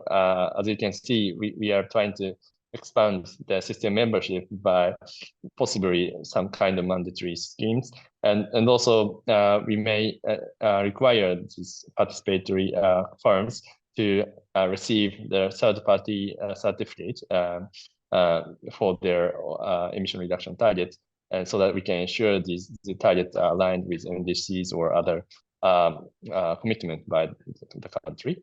And also about Mr. Yuto, you have like 1 minute left. Thank you. Okay, thank you. So yeah, and so yeah, that's the phase 2, and for the phase 3, we are trying to start the auctioning for power generation sectors, and so this is how we are planning to develop this ETS in Japan. So yes, I will stop here, and then yes, if you have any questions, or please you can ask me later. So thank you very much. Okay, thank you very much, Mr. Yuto. So now let's move on to Kazakhstan example. So please welcome Ms. Aymira Bazarbayeva, Manager of ETS Department, JSC Zasil Damu. Okay, please welcome Ms. Aymira. Thank you, Dr. Shannon. Sorry. Okay. First, let me thank the ADBI and the Faculty of Economics of the Chulalongkorn University for organizing this webinar and for the opportunity to speak on behalf of Kazakhstan in terms of our experience in transition to low carbon development. Today, Kazakhstan continues to move towards the creation of favorable legislative and institutional environment for achieving the declared goals of decarbonization. So we are active participants in all international climate agreements. Kazakhstan ratified the UN Framework Convention on Climate Change in 1995, the Kyoto Protocol in 2009, and the Paris Agreement in 2016. Our country has made a commitment to reduce greenhouse gas emissions by 15% by 2030. At the same time, according to the National Inventory of the Republic of Kazakhstan for 2021, our emissions have amounted to 341 million tons of CO2 equivalent, or 10.4% less than the greenhouse gas emissions level in 1990. By the decree of February 2nd, 2023, the President of the Republic of Kazakhstan approved the strategy of achieving carbon neutrality by 2016. In order to meet international commitments to reduce greenhouse gas emissions, Kazakhstan has introduced a system of state regulation in the sphere of emissions and absorption of greenhouse gases. The Ministry of Ecology and Natural Resources of the Republic of Kazakhstan is the authorized body for implementing the regulation. Our company, Janstock Company, Resuldemo, is the operator of the emissions trading system and provides technical and expert support on the state regulation and international cooperation. The main areas of regulation are as follows. National greenhouse gas inventory submitted annually to the UN Framework Convention on Climate Change. Secretariat, establishment of a carbon budget with an annual reduction of at least 1.5%. Carbon quotas, which include emitters of more than 20,000 tons of CO2, and carbon administration of installation operators emitting 10,000 to 20,000 tons of CO2 per year. Our company's core functions on the low carbon development include the following: greenhouse gas inventory, implementation and development of the ETS, modeling, analysis, and forecasting of greenhouse gases, and maintenance of the state cadastre and carbon units registry. As you can see, the functions described cover the following processes. So we developed the National Inventory Report on anthropogenic emissions and greenhouse gas absorptions, participate in UNFCCC international negotiating processes, provide expert reports on offset projects. We do carbon transactions in ETS, analyze and update approved benchmarks, and also develop and maintain legal acts and other processes. One of the main tools to achieve low carbon neutrality is the emissions trading system. It was launched in our country in 2013 and includes the following sectors: oil and gas industry, energy sector, metallurgical, manufacturing, mining, chemical industries. The ETS covers about 41% of national greenhouse gas emissions. Today, our ETS quotes only carbon dioxide emissions. The current national allocation plan includes 199 installations out of 128 large industrial enterprises. Emissions of 20,000 tons of CO2 per year are used as a threshold for inclusion in the NAP. Since 2013, our country has established 5 NAPs. At this time, quota allocation is carried out by benchmarking, assuming the ratio of carbon dioxide emissions in the production process. Today, 61 benchmarks have been approved for various types of products in Kazakhstan. As mentioned above, the current national allocation plan includes 199 installations.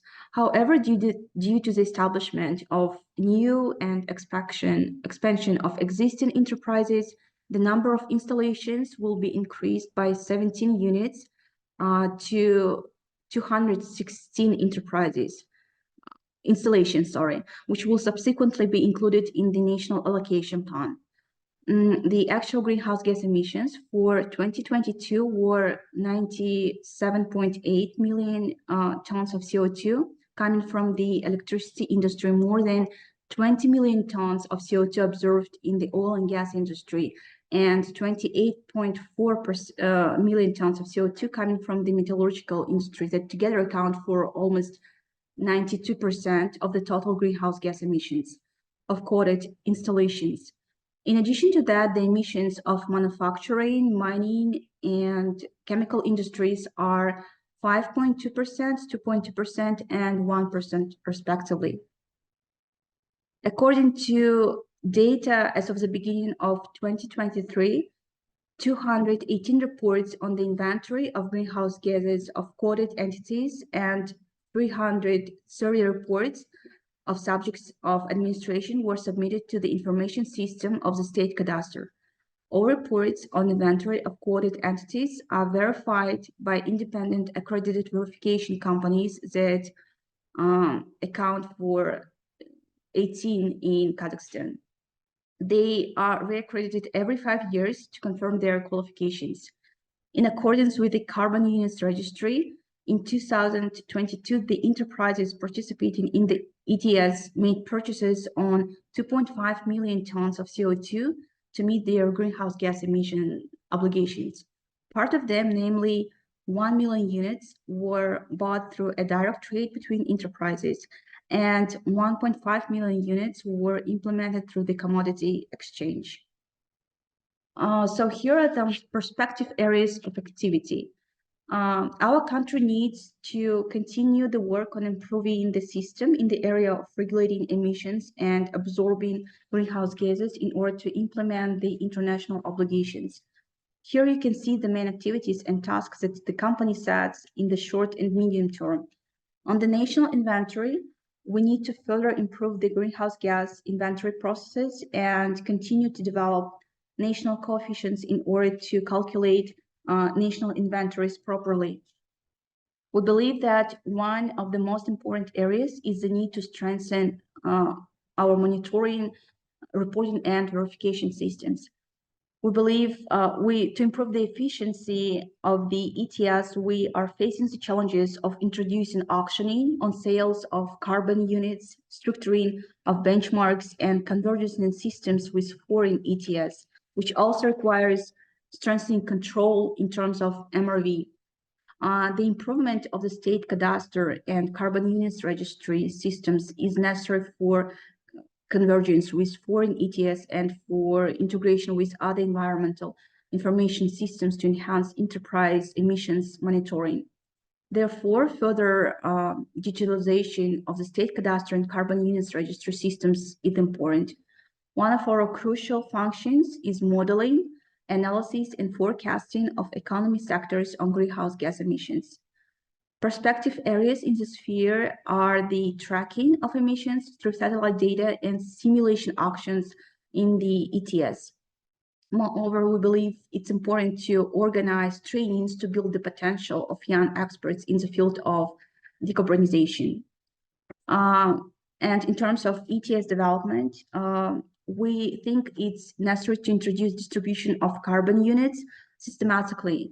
It requires the development and adoption of the necessary regulatory framework for closed anonymous auctions of primary distribution, instruments of quota market stabilization, and implementation of the initial auction sales as well. In addition, it's important to make improvements to the MRV system.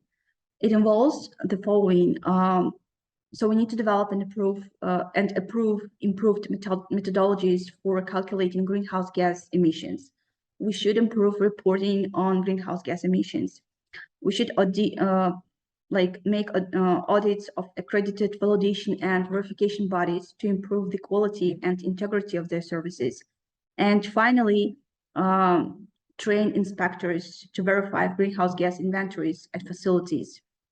In terms of benchmarking, we believe it's crucial to progressively stricter benchmarks during the future trading periods in order to achieve set NDCs. Finally, in cooperation with World Bank, we are planning to launch PMI project. Its goal is to improve the effectiveness of ETS and support the extension of carbon pricing to fulfill our NDC by 2030 and achieve carbon neutrality by 2060. The main objectives of this PMI project include the following. So, amount of quotas shall be established in strict accordance with the with NDC requirements for our country. Validation and verification procedures shall be digitized and in compliance with international requirements and experience. ETS shall be expanded in order to cover another sector or other types of greenhouse gas emissions. So it's necessary to introduce carbon emissions tax. And finally, yet importantly, benchmarks shall be updated in order to reflect technological progress in diverse sectors in accordance with the international environmental standards. So once again, I would like to thank the organizers of this webinar and all participants for your attention. Thank you.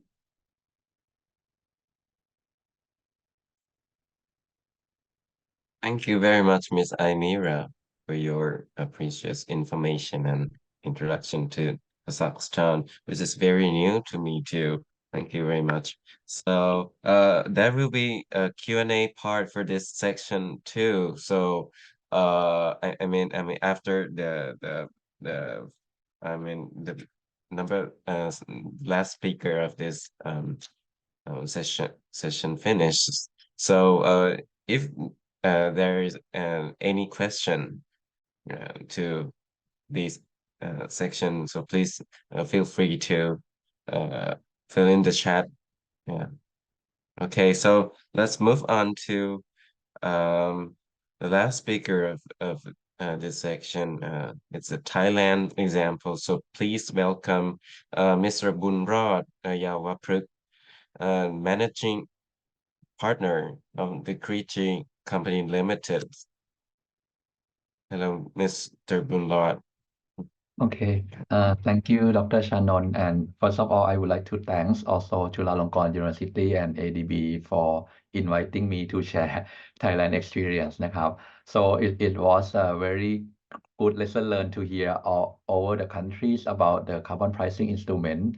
For the case in Thailand, I might be playing in different role from the previous two speakers as a consultant. We have been working to support Thai government since I think to 2015 from the World Bank Partnership for Market Readiness Project, and also other donor to support Thailand to design carbon pricing instrument, including and so far now we have like German GIZ supporting the design. So I can share you all the background of how Thailand has been thinking about in terms of design carbon pricing instrument. Okay, let me share the screen quickly. Okay, and for my background, I have been working for carbon pricing since 2004. So quite similar to VK. So we start with the CDM project. So at that time, I was the engineer writing project design document for one of the World Bank project in like biogas to generate carbon credit, and World Bank create the fund to purchase carbon credit from CDM project at that time. And then moving on, I was moved to the Netherlands for a few years and doing some carbon trading at the ETS for the power company there. And then I moved back to Thailand to do this kind of advisory service. So that's my quick background. But just to start with, just to share you how Thailand has formed up this one, I just want to show you the first picture first. So this is the greenhouse gas inventory in Thailand since the year 2000. If you look at the bar chart here, there are different colors like the orange one, the yellow one, the green one, and blue one, right? So the one on the upper part, above zero, this is the greenhouse gas emissions. Most of the emission in Thailand, similar to other countries, is mostly come from energy sector, as you can see. And then we have the little part, the yellow part, come from the agricultural countries because we are the major agricultural countries. And then we have the green part. This is the LULUCF, come from forestry sector that we have the forestation and things like that. Overall, from the year 2000 until now, you can see that Thailand greenhouse gas emission, we still have different from the one that slide from Japan. Kunyuto just show that most of the emission in developed countries, they have downward trend already, starting to reduce greenhouse gas, right, compared to the base year.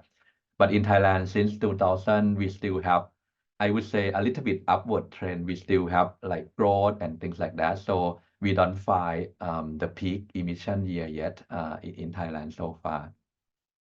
And similar to other countries, after the in the NDC, we have stated that Thailand has put the target to become carbon neutrality in the year 2050 and net zero emission in the year 2065, right?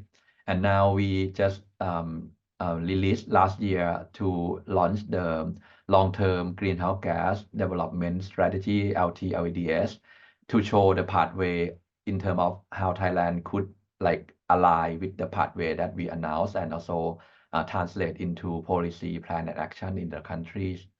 There's some important thing here that we have. You can see the mountain here in the middle.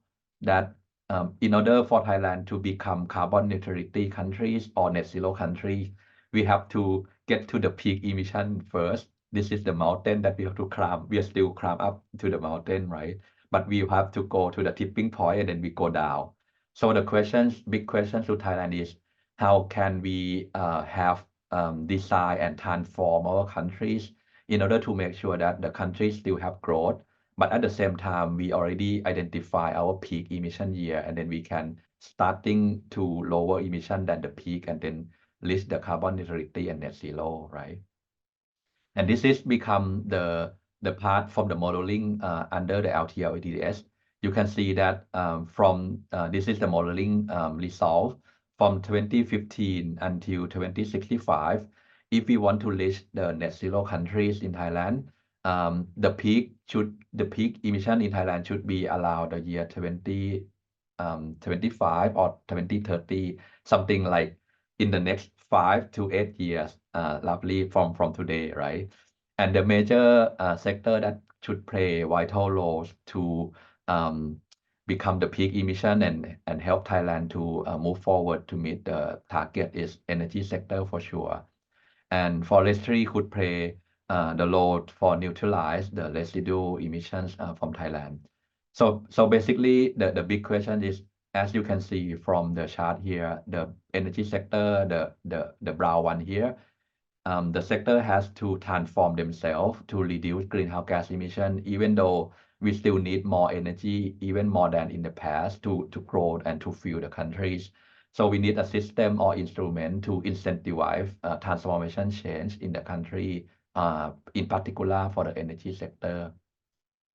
And in the past, Thailand has been focused mostly what we call financing green mechanism.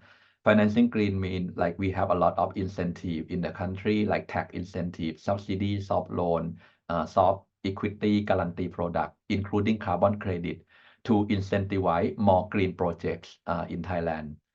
But so far we have not have that much in terms of greening finance. How can we make our finance putting toward like more green projects? I mean like cleaning the finance that we have already, like polluter project, right? Mandatory greenhouse gas reporting, carbon tax, ETS. The red one we don't have that much yet, or we don't even have like tax and ETS yet. And this is similar to the picture that Dr. Kanitha just mentioned. So I will go quickly that.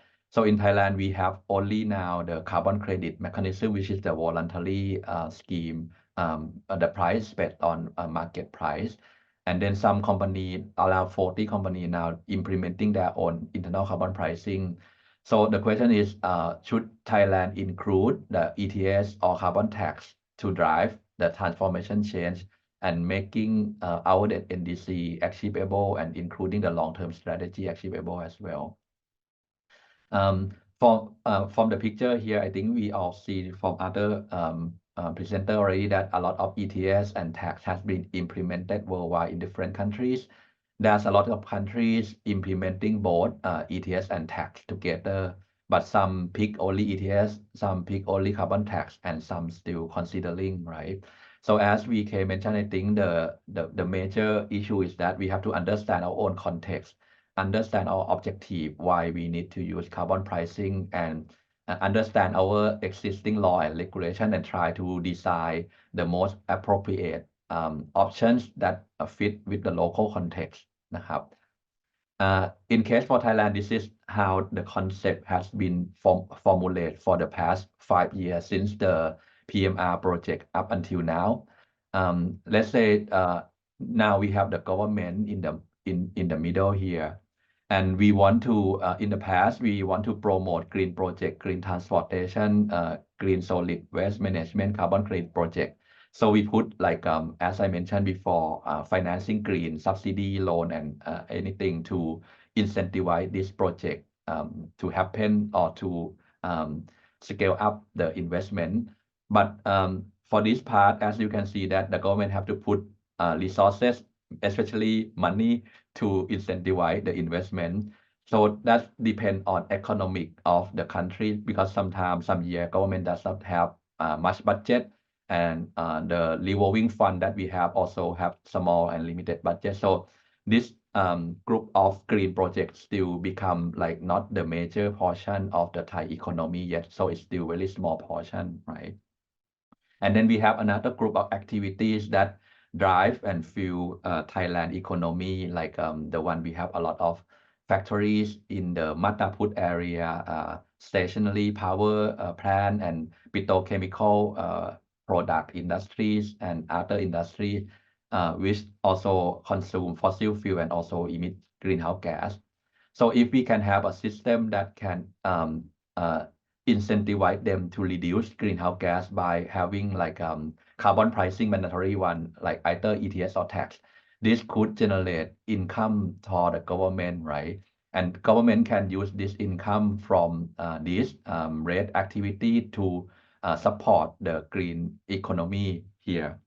And government can also redesign some of the fee or financial that we receive, reducing revenue to support the individual with low income, high impact from the carbon pricing mandatory system like grant, welfare card, and anything like that. And if we can do this very well, so it will stimulate Thai economy toward what we call low carbon economy. The group of green activity will get bigger and bigger, and the group of red activity will get smaller and smaller, right? And at that time, when we have almost gonna be net zero countries, the green one will be the major group of activity in Thailand, not the red one anymore. And at that time, the group of green one will generate corporate tax, personal income tax, and VAT to the government. And this is what we aiming for, I think, in Thailand, try to become like low carbon economy by find our just transition to make sure that the employment and GDP and everything can transform not too fast but not too slow, and also thinking about all the stakeholders together, inclusive in this picture. Okay, this is another slide just to show you how Thailand has been decided. This is the draft version. For the gray one here, assuming that this is the total greenhouse gas emission in Thailand, 370 million tons so far. At the moment, Thailand only have what we call crediting mechanism. We have our own carbon credit, voluntary carbon credit system called TWER. The amount of this TWER system is potential around 10 million tons per year, compared to 370 million tons of the inventory in Thailand. So it's just a small part of it, right? And then we are now just have the first transaction of ITMO with the Swiss government, the CRIC Foundation. And as VK mentioned, this Article 6 also can stimulate investment for voluntary market in Thailand, especially for high technology and high investment cost. But then we have to do the corresponding adjustment. As you can see, if we only rely, Thailand only rely on voluntary crediting mechanism, maybe the amount of 370 emissions million ton might not go down to zero, because we have a lot of part that we have not touched upon on. So now the government is thinking about to launch the carbon tax with the excise department, and this could tax on the existing product that excise department already working on, right? And this can generate tax revenue to the government. And another options that we are considering is also have the mandatory corporate-based greenhouse gas reporting system. And the subset of that, we can create the emission trading scheme, whereby the auction revenue of the allowance can be put in the climate change fund and recycling to support mitigation and also adaptation activity in the countries. So this is the picture of several instruments that will come from several phases, from credit mechanism, carbon tax, mandatory reporting, and then after that ETS come one by one as this is the full picture after maybe 2030 to make sure that Thailand have the right instrument to mix between different policy and existing sector to make sure that we have the transition toward the net zero economy. So to sum up, this is my last slide already. The main challenging one for Thailand to implement this carbon pricing is that I think similar to what VK exactly mentioned, we have to integrate carbon pricing mechanism into the national strategy, the broader context of policy, and make sure that it interact very well with existing policy that we have. Because in Thailand, we have also other Energy Act, Energy Conservation Act, and also Environmental Protection Act. So how the carbon pricing instrument have the relationship to those existing policy that already promote the reduction of greenhouse gas in different sectors. So that's the design part. And also address concerning the competitiveness of different sectors that may have impact on polluter pay principle. How can the government make sure that we have the transition phase, the capacity building to prepare them to be readiness in terms of implementing this system. And lastly, similar to Kazakhstan, I think the MRV part, because we never have the mandatory reporting system before. So we have to set up the system to make sure that the regular reporting and setting up the baseline and the threshold for different industries makes sense for them. Okay, so that's my presentation in 15 minutes. So I just stop here and then open for questions if you have ขอบคุณครับ Okay, thank you very much, Mr. Bunrod, for your very interesting introduction about Thailand's situation and plan. So now it's time for panel discussion. I prepared several questions, but one of the main topic that I would like to discuss with our panelists here is what are challenges in implementing the policies you introduced, by the way, for each country? Let's begin with a Japan case. So, hello, Mr. Yuto, you're still here with me? All Yes. right. So, what are challenges for Japan in implementing such GX promotion scheme? Yeah, there are a number of difficulties that we probably face in the future, but two things. Two of the important difficulties, challenges can be the price volatility and the credibility of the future policy tendency. So the first one is actually these two are interrelated, but the first one, for the first one, in order to promote the private investments through the carbon pricing market, and especially the ETS or the voluntary carbon market, this carbon price, the extent of the price is quite important, and we can learn that from the EU ETS history. Then so now while planning to introduce these carbon pricing measures, we are planning to introduce certain kinds of mechanisms that will provide a certain extent of stabilities in the carbon price. But if we do that too extensively, that will be reduce the merits of market-based policies. So there is a balance.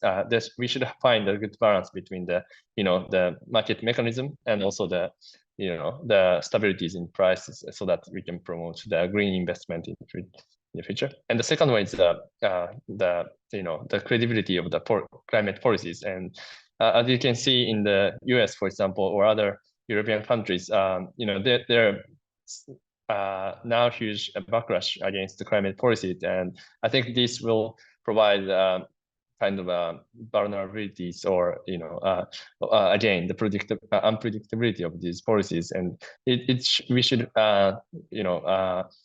try to minimize this risk, and then maximize credibility toward these policies. And one way we have done that to deal with these policies is to issue this green bond with transition label, and then we issued the policy framework to the bond markets, and we kind of made a commitment to the bond markets to introduce these carbon pricings with effective rate, and so that even if new administrations or other players comes in the future, then this bond with the government commit to this market. So this will add the credibility as well as on top of the NDC's commitment or other governmental commitments. And I think this making commitments will be very important to increase the credibility of these climate policies.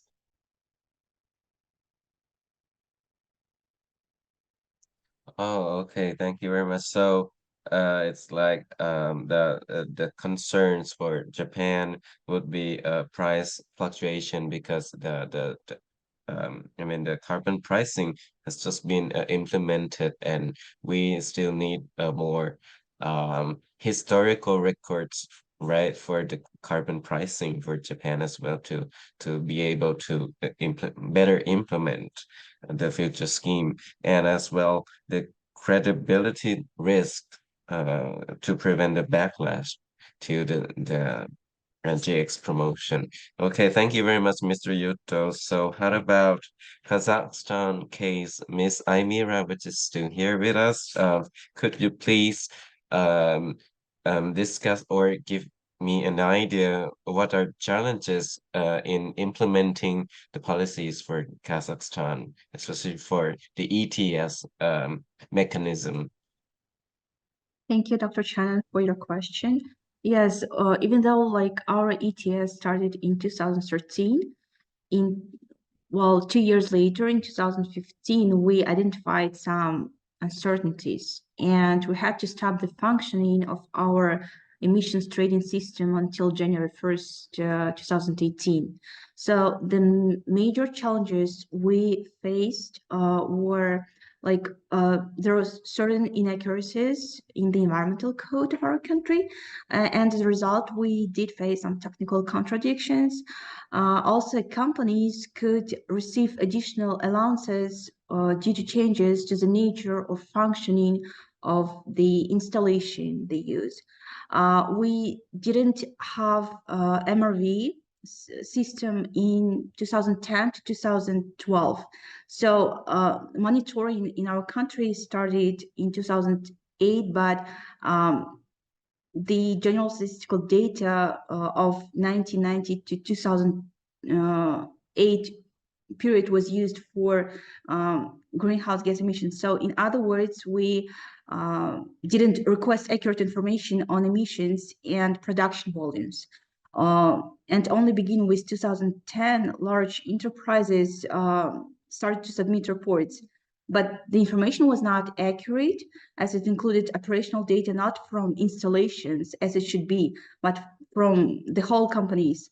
And as a result, there was errors in calculations and estimations, so it wasn't quite accurate. Even though our national coefficients were developed using IPCC methodologies, the estimations were derived with some errors. For instance, they used raw natural gas dimensions. And we did experience lack of qualified verifiers to check on greenhouse gas emissions.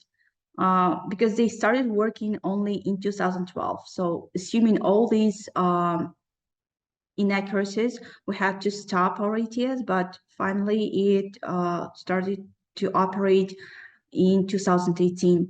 And as I mentioned in my slides, one of the major challenges we're facing right now is we want to make our benchmarks stricter, like to lower them, but we also understand that it's challenging since businesses it's hard to persuade the businesses, to because structuring benchmarks will result in giving less allowances to businesses, to enterprises, to installations. So yes, thank you for your question again.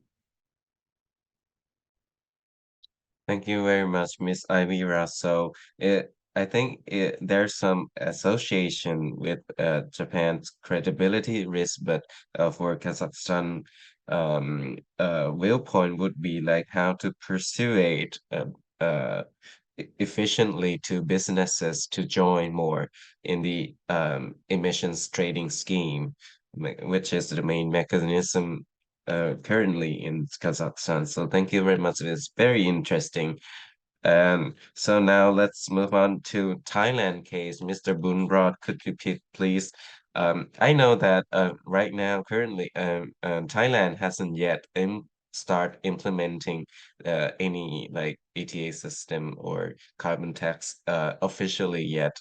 But could you please like discuss like a future or possible challenges when Thailand starts implementing these policies? Okay. Yes, I think the point for Thailand is that if we look at the country compared to South Korea or Singapore, we are somewhere in the middle. We don't have that much in terms of big emissions like Korea, right? Like 600 million ton. We have 370, but not as small as Singapore, right? So in the beginning, for the design of the system, the question for Thailand is, should we choose ETS or carbon tax, as everyone mentioned before? But at the end of the day, based on the study that we have, when we study the administration cost to run and operate the ETS, it's not that much additional cost compared to carbon tax that it may worth Thailand to pursue for manufacturing sector for ETS. So that's the thing. But on the other hand, there are a lot of sector that could not be capped in Thailand. For example, transportation and other sector that may need to apply carbon tax as well. So the challenge in Thailand, I would say, it could become like when we implementing different carbon pricing mechanism, both ETS and tax in the future. The first one is like the phasing of various instruments that will come in place, because different instruments might not have to come at the same time and at the same sector. So the design and to build capacity and stakeholder consultation for different sector in different instrument is very complicated and complex. In the past 2-3 years, actually, we have done several focus group meeting in Thailand, try to understand their challenges in terms of private sector if they have to do monitoring and reporting system, and also the verification part. Also another challenge that we don't have that much verification body to do the greenhouse gas verification system. So all of these things become the challenge that we have to start building and thinking seriously if we want to have and run the carbon price system. What are the challenge in terms of hard infrastructure and also like soft infrastructure as well. So that's maybe roughly wrap up my challenge. Mr. Bunrod, I also agree with you that infrastructure improvement to be able for capability of those emissions trading and lower carbon society in Thailand still should be more promoted and focused on. So thank you very much for all panelists here. So let's I think we have one question from the audience or participants here from Miss Dina. The question is to Miss Aimira. is Kazakhstan looking at opportunities of international carbon market as well? What improvement of carbon pricing in Kazakhstan is planned or needed? Yes, thank you for your question, Ms. Dina. Well, I guess that could be an option, but I guess that today we are more focusing where our like major priority is to further develop our domestic carbon market. As you could see from the slides, that we're working on introducing auctioning, like, because right now only the secondary carbon market is working right now, but we want to make the auction working. And as for the improvement of carbon pricing, well, ETS is our like carbon price mechanism, and as I mentioned earlier, we are working on structuring benchmarks. And as we see this way, we will stimulate enterprises to reduce greenhouse gas emissions or introduce projects on reduction of greenhouse gas emissions during the operation. So I believe that this is what is planned for our country in terms of carbon pricing.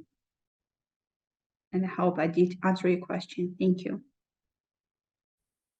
Okay, thank you very much, Ms. Amira, for very clear explanation and answer to the question.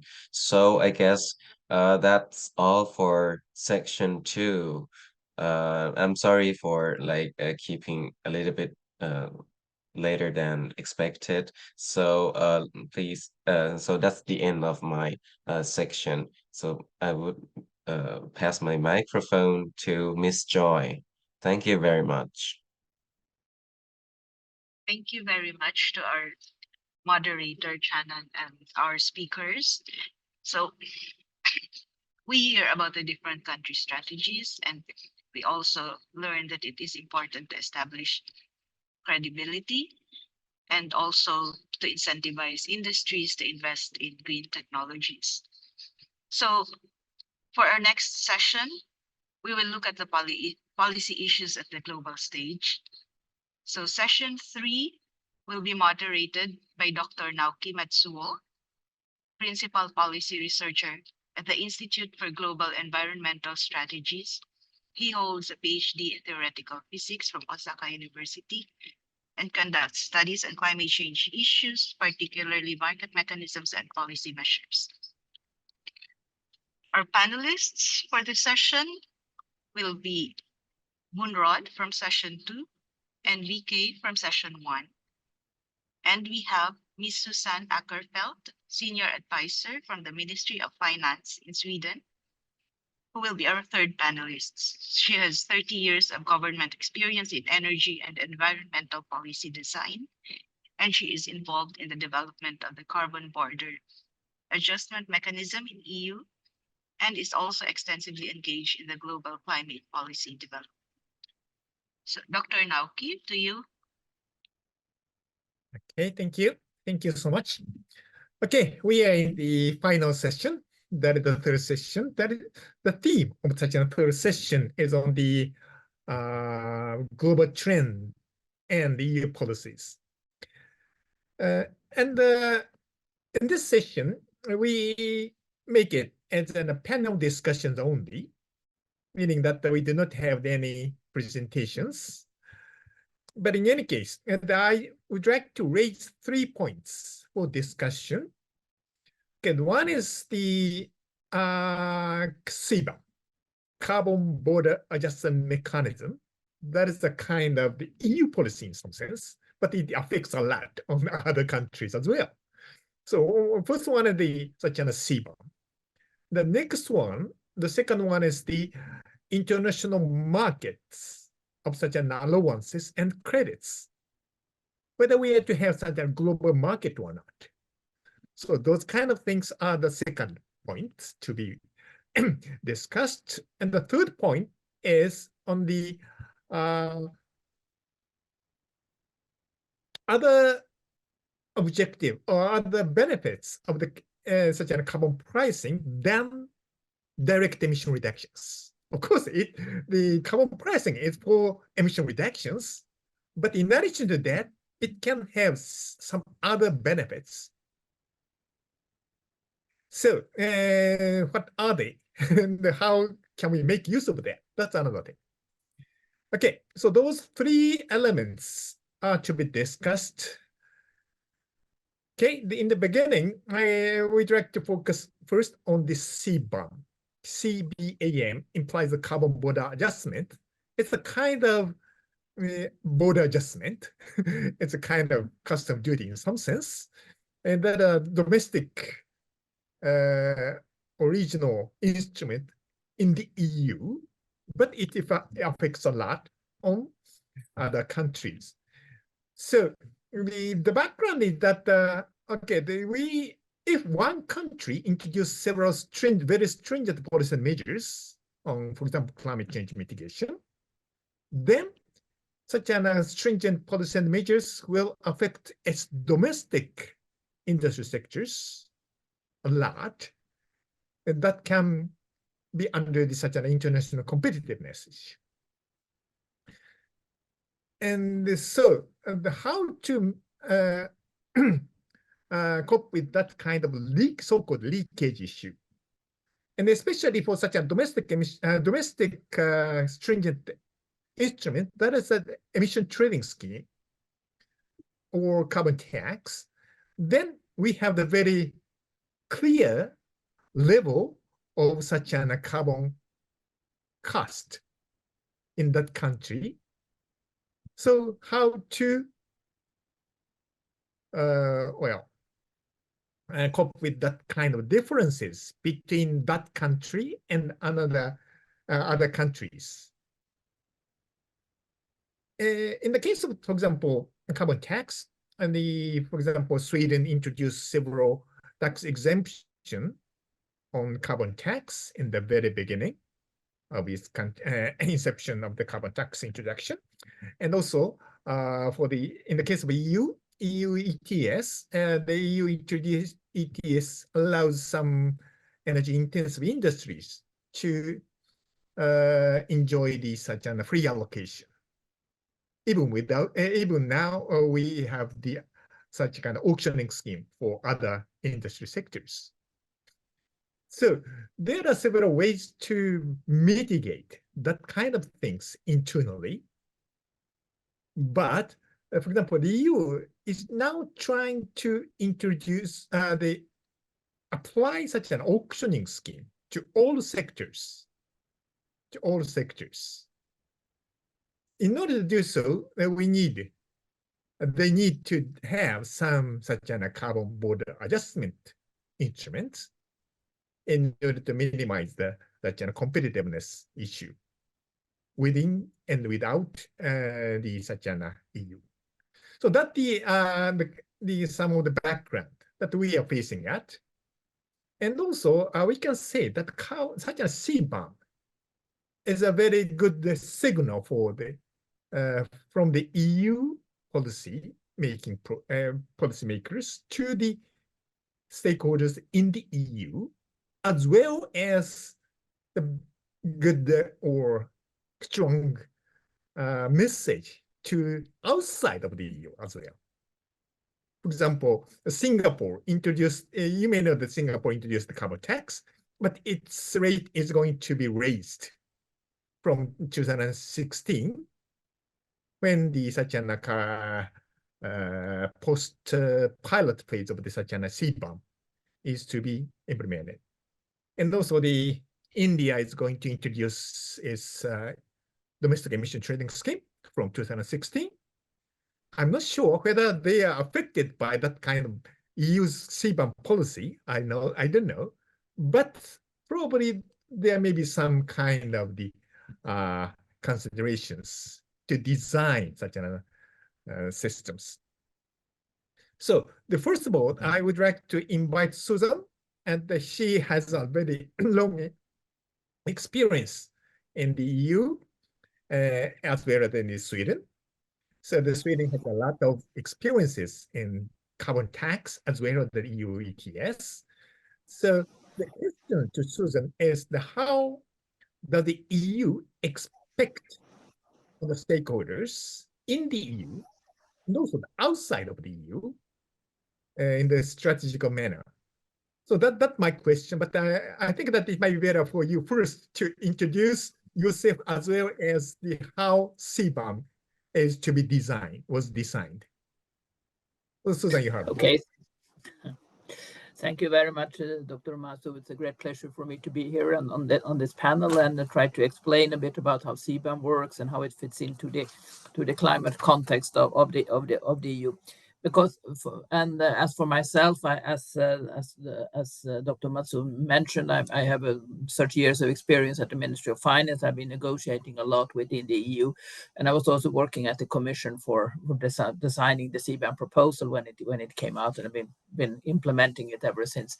So yes, I have a lot of experience, and I'll try to explain it in more simple terms so everyone will understand what it is. Because first of all, it's important to remember that even if it, of course, has competitive concerns, we are not doing this for the sake of competitiveness. We're not doing it to increase the competitiveness for EU producers, but it's for the climate's sake. Because what happens is that the whole globe is facing the climate crisis. So the EU wants to do its homework. And what do we do? What have we done in the EU? Well, we have decided a lot on different packages over the last couple of years, the Fit for 55 packages. For one thing, making the EU ETS system more stringent, so there is less and less EU ETS allowances available. So the sort of carbon bubble that exists to pay for your emissions is getting smaller and smaller. So the climate ambition is being raised. And what does that happen? Well, just as we heard in the introduction by Dr. Matsuo, it raises concerns of carbon leakage. And what is carbon leakage about? Everyone may not know about carbon leakage, but it's the issue that unfortunately, not all countries across the globe share the same climate ambition yet, because we hope to get there eventually. But so before that, we can face, if the costs are getting higher on the EU level, then we can face that the competition from third countries with less stringent environmental concerns, and that undermines the effectiveness of the EU climate policy. And also we could see companies moving out of the EU to those other jurisdictions.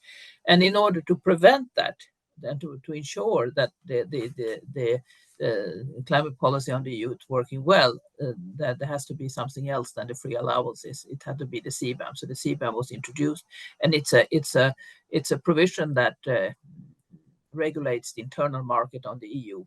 And of course, to get to your questions then, Dr. Matsuo, because you wanted me to answer on what happens to the stakeholders in the EU and what happens to the stakeholders outside the EU. First, of course, the stakeholders in the EU, they are affected by the increased climate ambition by the EU ETS. They will get high, if they don't reduce their emissions, they will get higher costs to emit their emissions. And that means that they would be in a competitive disadvantage if there would be other imported goods. So, but we cannot support these companies in two ways. So at the same time, we're introducing CBAM on imported goods. We're also phasing out the free allowances. So the free allowances is phased out.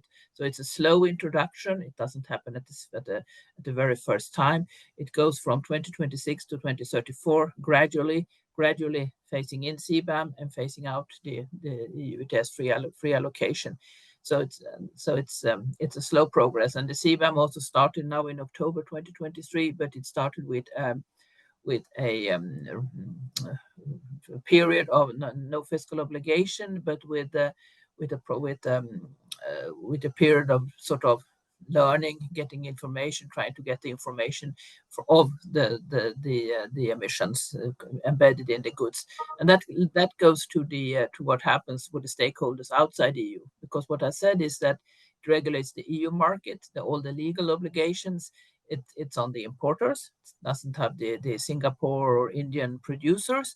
But of course, if you import to the EU some kind of goods, some CBAM goods, you need to know, because you need to report, and then you need eventually from 2026 to pay for your cost. So you need to have contact with your producer in let's say Singapore, but that is not part of the legislation, but that is something that they need to cooperate, they need to get hold of that.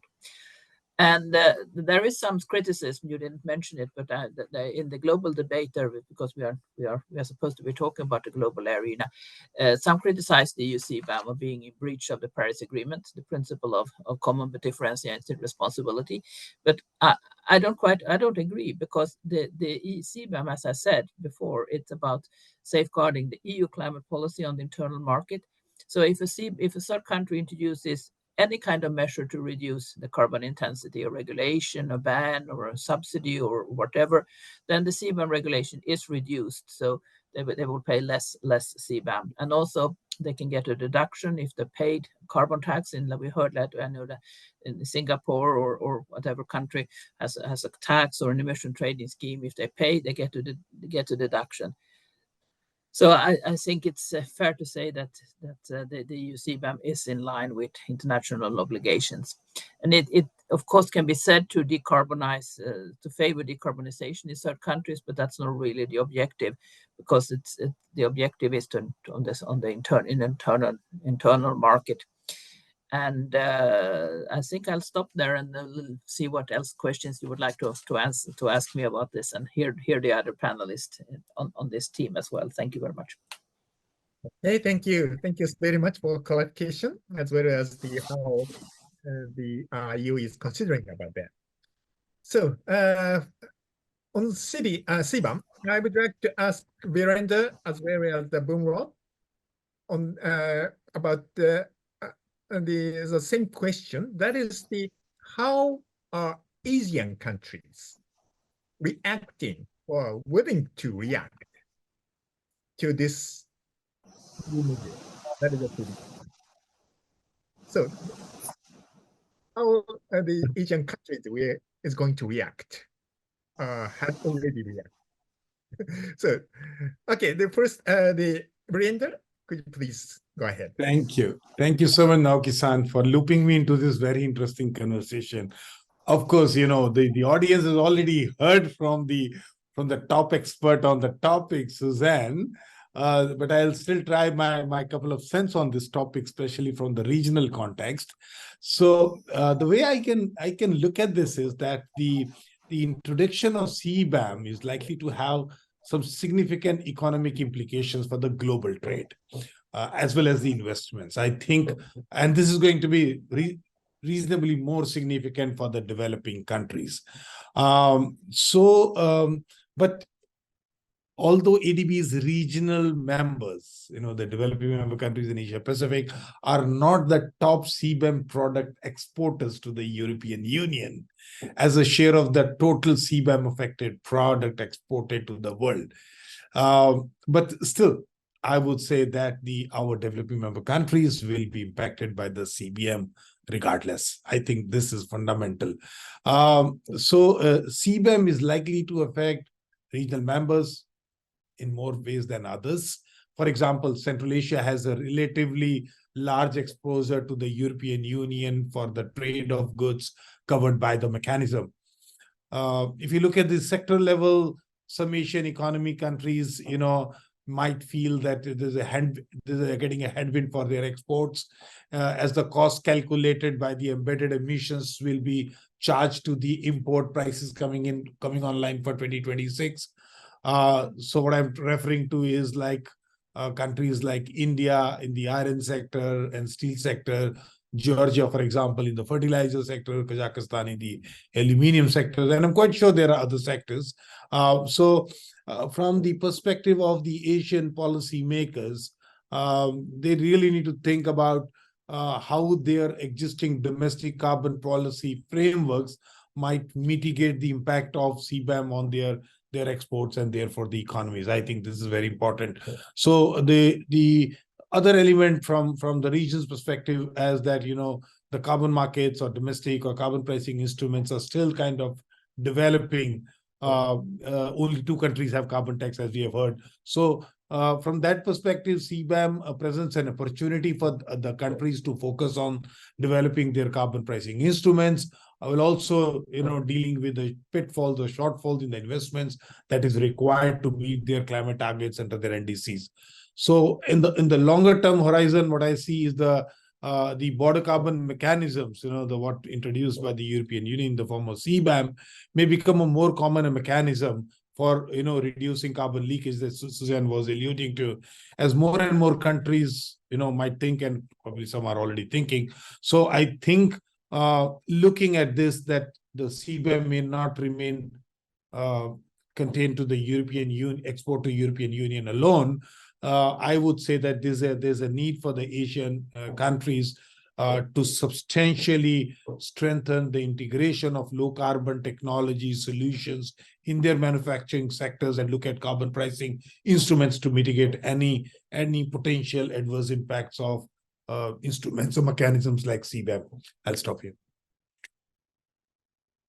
Okay, thank you so much. Okay, Brunrod, could you please? Okay. First, thank you, Susan, for giving a very good overview about CBAM and also VK to give about the regional context of the CBAM impact. I think maybe from my perspective, I'm share from the domestic insight, especially for Thailand. Let's say last year, since we heard about CBAM, right? I could not imagine how many seminar or event that we have been organized about CBAM in Thailand alone, like maybe more than 10 in the past year only. I mean, for me, I would say, like VK mentioned, even though Thailand is not the largest exporter of CBAM good to EU, European countries, but the CBAM impact has been significantly like changed a lot of people perspective. I think if I wrap up, maybe the effect of CBAM is like the effect of COVID-19, in my opinion, but not in a bad way, in a good way. Because COVID-19, if we look back, right, it helped our world global to accelerate the use of online technology. For example, the Zoom that we have here.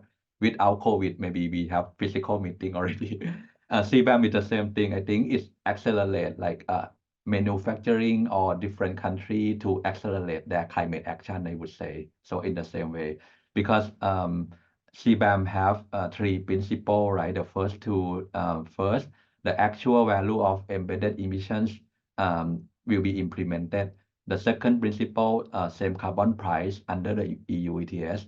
These two principles alone only already have the manufacturer or importer to start thinking that they have to measure their own embedded emission or greenhouse gas and start thinking about investment in decarbonization, right?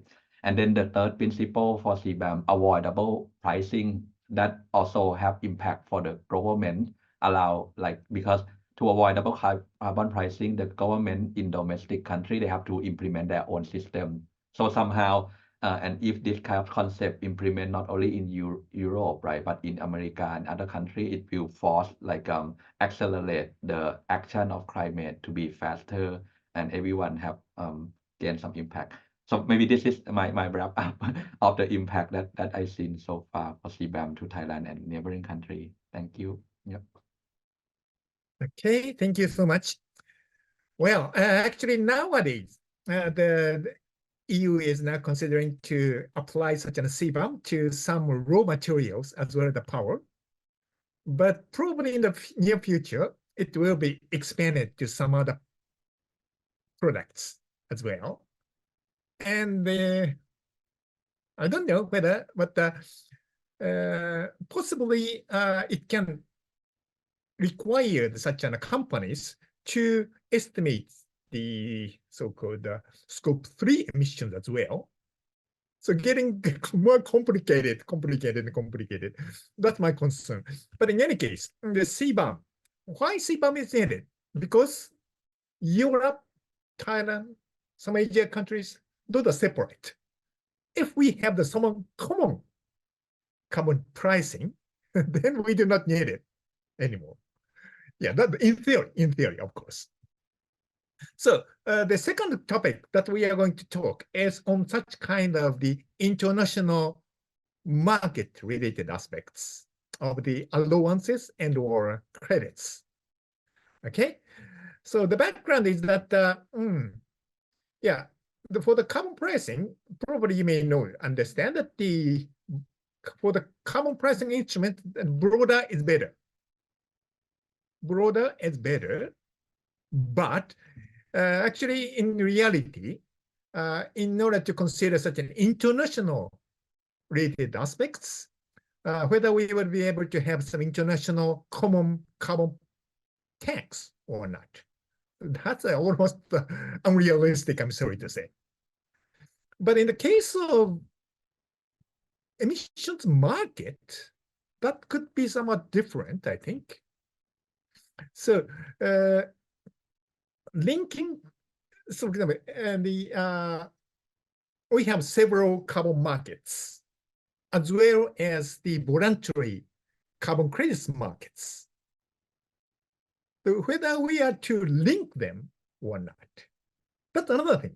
That's another thing. It's somewhat easier than have the common carbon tax system. So, for example, in the old days, the EU allows CDM credits to be used in the EU ETS. Okay, so it's a kind of linking the market, linking such a carbon instruments.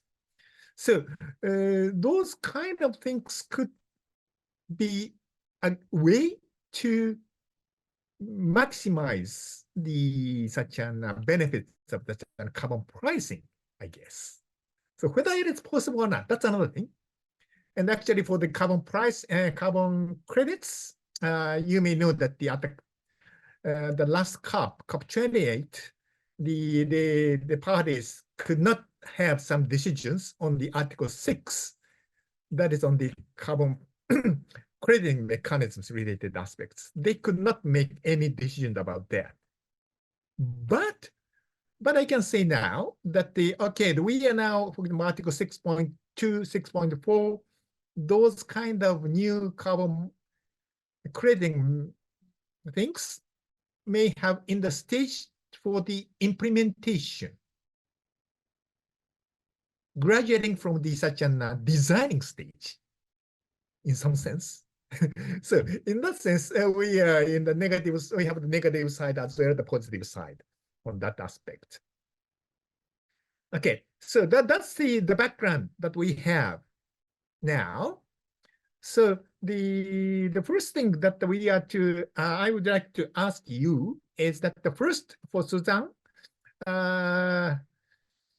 Okay, most of us know much about CDM, Clean Development Mechanism under the Kyoto Protocol, and nowadays we do not have the CDM, especially from when we did not have the market for CDM. That was 2013, I guess. Yeah. Okay. So what happened at that time?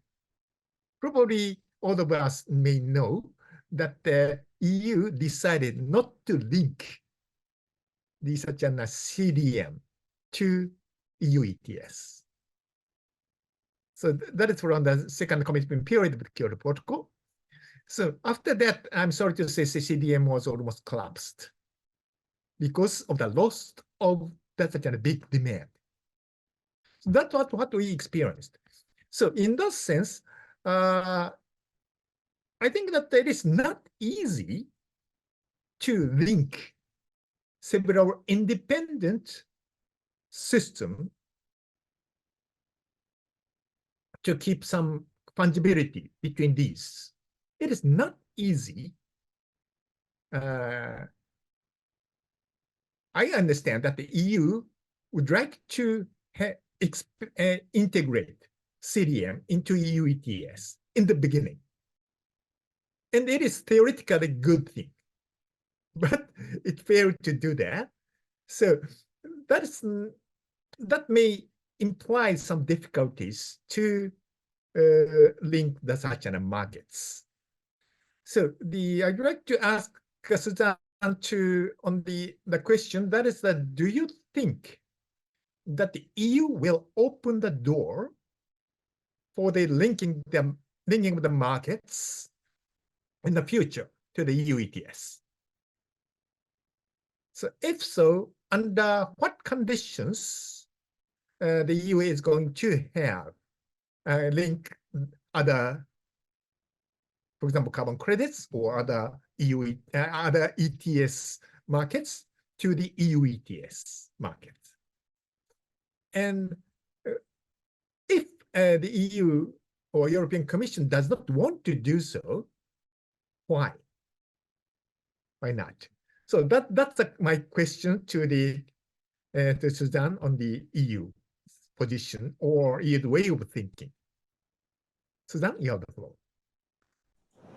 Okay, thank you very much. Well, well, I'm not really an expert on CDMs, and so I don't really think I can. I don't have a crystal ball. I don't know how the EU in the future will relate to this, if there will be some further linkage or something. But what I can say is that there is a very big need for what you mentioned about international cooperation, and in no way, because we're having, when we're introducing CBAM, it's not only the EU, but there are a lot of other countries, as you were saying, are thinking about introducing border carbon adjustment mechanism, like Canada, Australia, and even the US have several bills pending. So we'll see, and in some way these systems have to be connected in some way, and there is an interesting work carried out by the UN Tax Committee. One of the work streams there we are discussing is the effects on the developing countries, just to give some information for developing countries. So just a little idea for you to follow on that one. And of course, there is also discussions going on in other international forums like the Carbon Clubs, the G20, the G7, and so on.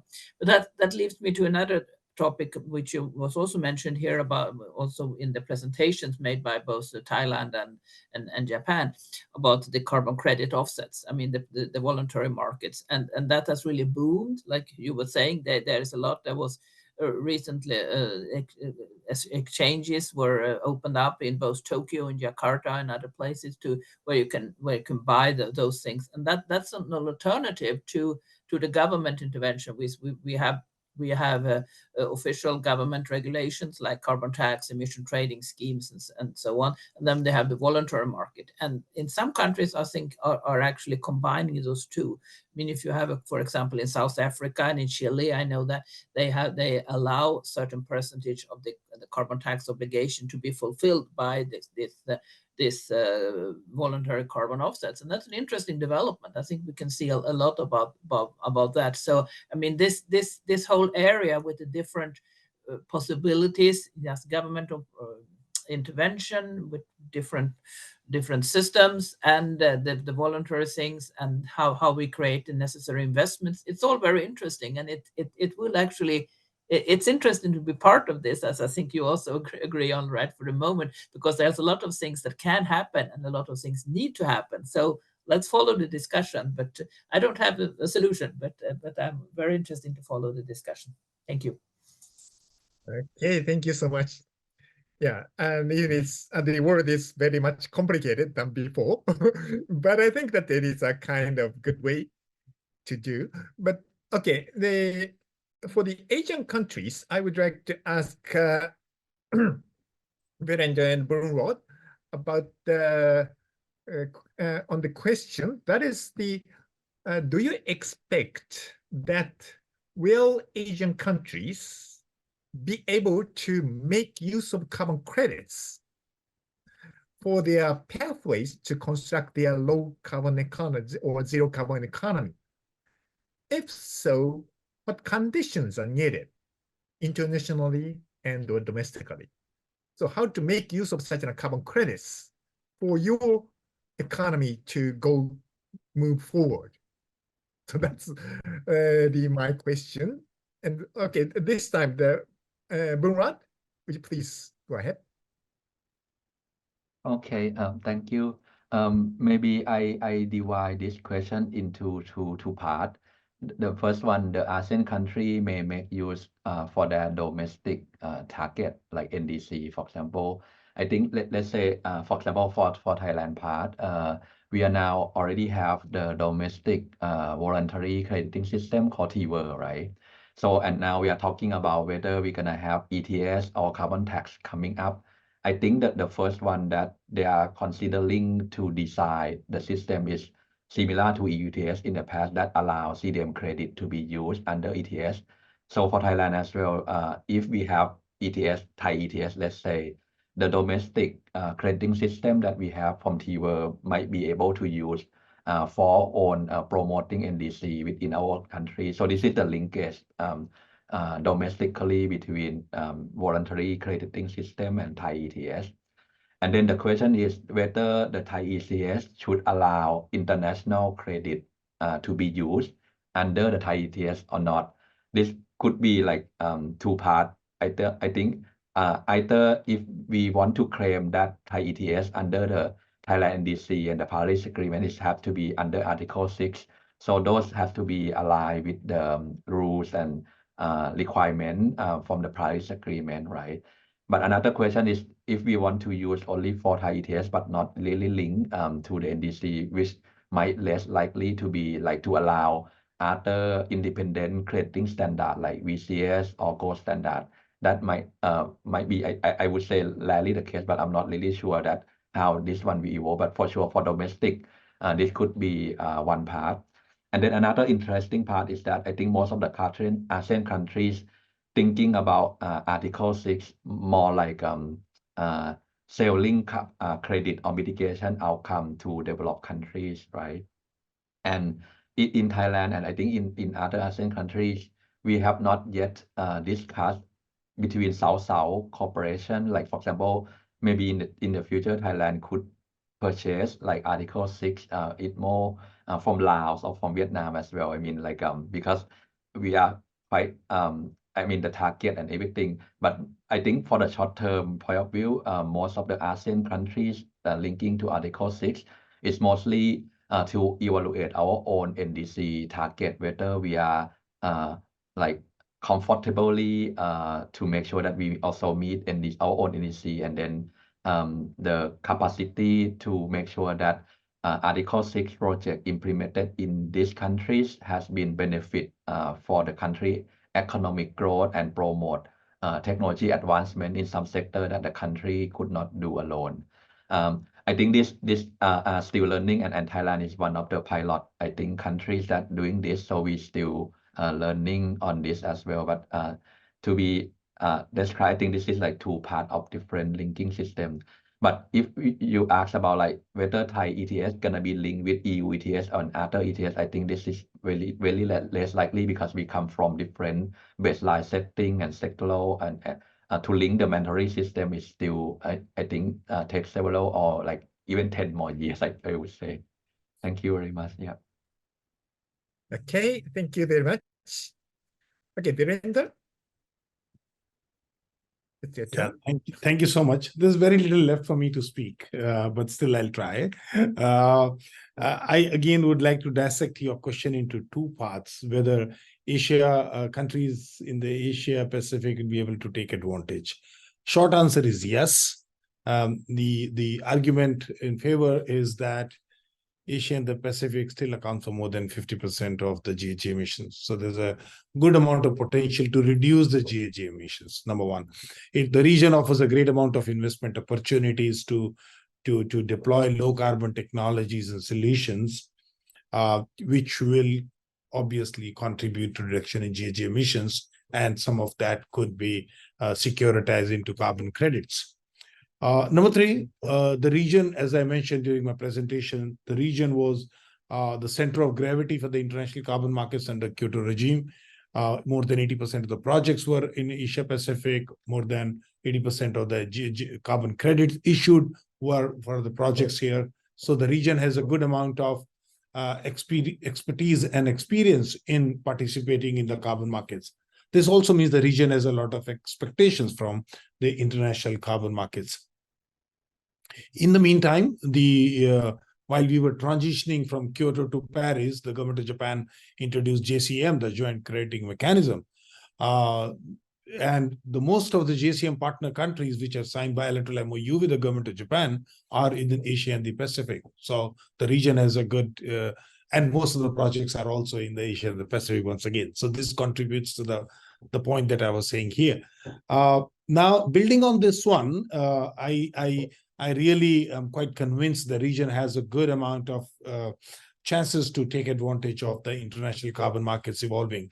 And when I say this, whether those are under Article 6.2 with a G2G collaboration, which is a kind of a scaling up of JCM in that sense. JCM is a good experience and a forerunner for Article 6.2, whether it is 6.4, whether it will be under the voluntary carbon markets, different standards, whether the aviation market, there's a complete landscape which I talked earlier. So the answer is yes. Short answer to your first part of the question is yes. Second part, what conditions, what needs to be done for countries to take advantage? Yeah. Once again, I will encourage the audience to look at ADB's recent publication on national strategies. That answers many of the questions here. But very shortly, what countries need to do is to think through and look inside, not outside. Look inside, not look to other developments happening. First of all, look at their own NDCs, national priorities, national circumstances, and make a more inward-looking national strategy of participation in the international carbon markets. Come up with a strategy whether they would like to take advantage of the compliance market under Article 6 or voluntary carbon markets. If yes, then which sectors? Which sectors are more pliable for exporting, which sectors are more useful, where the marginal abatement costs are lower, where they would like to use the emission reductions to meet their own NDC target, identify the low-hanging fruit, high-hanging fruit, identify sectors which they think would require higher amount of carbon finance for them to kind of deploy low carbon technologies and solutions. So build the national strategies. Once they build the national strategies, then how to operationalize those strategies, they need to make the policy framework. And how to kind of run those policy framework, they need to build the institutional infrastructure, build the capacity, and along the process, do the stakeholder consultation, take everybody along, whether those are line ministries, whether that is the private sector or the public sector, and build the ecosystem which is conducive for the individual project owners to consider carbon market benefits in their investment decisions now. I think this is very important. The private sector, the investors are always cautiously looking forward to any potential approvals the government will give to get a particular project carbon market ready or export the carbon credits. So I think this is very important. The last piece that I'm trying to say here is to build a very strong communication link with your industry, with your economic players, and send a clear signal that these are the sectors which we have kind of identified, prioritized for the export, for the international markets, and this is where we will be kind of supportive of providing letters of authorization. So I think these things are very important, and then work with development partners like us to build the capacity, to kind of look for avenues where piloting could be done. The first tranche of projects that can be brought to the market, look at the possibilities, how those emission reduction could be securitized and monetized.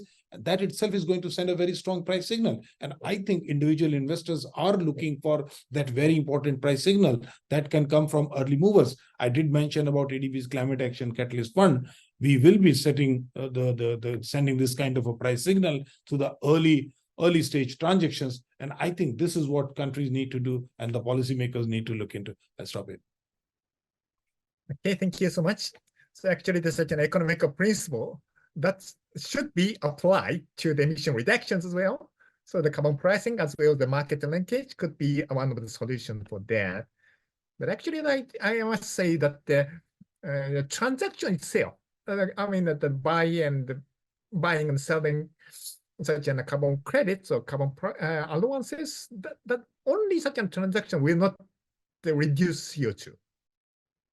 So the transaction itself is good for economy, but not good for emission reductions in itself. So we need something in addition to incentivize the people to reduce emissions. That is, for example, EU ETS cap setting or something like that. So that's one thing that I can say. Okay, the third thing that I would like to raise is that not direct emission reductions, but other benefits that we may be able to find from the such a carbon pricing.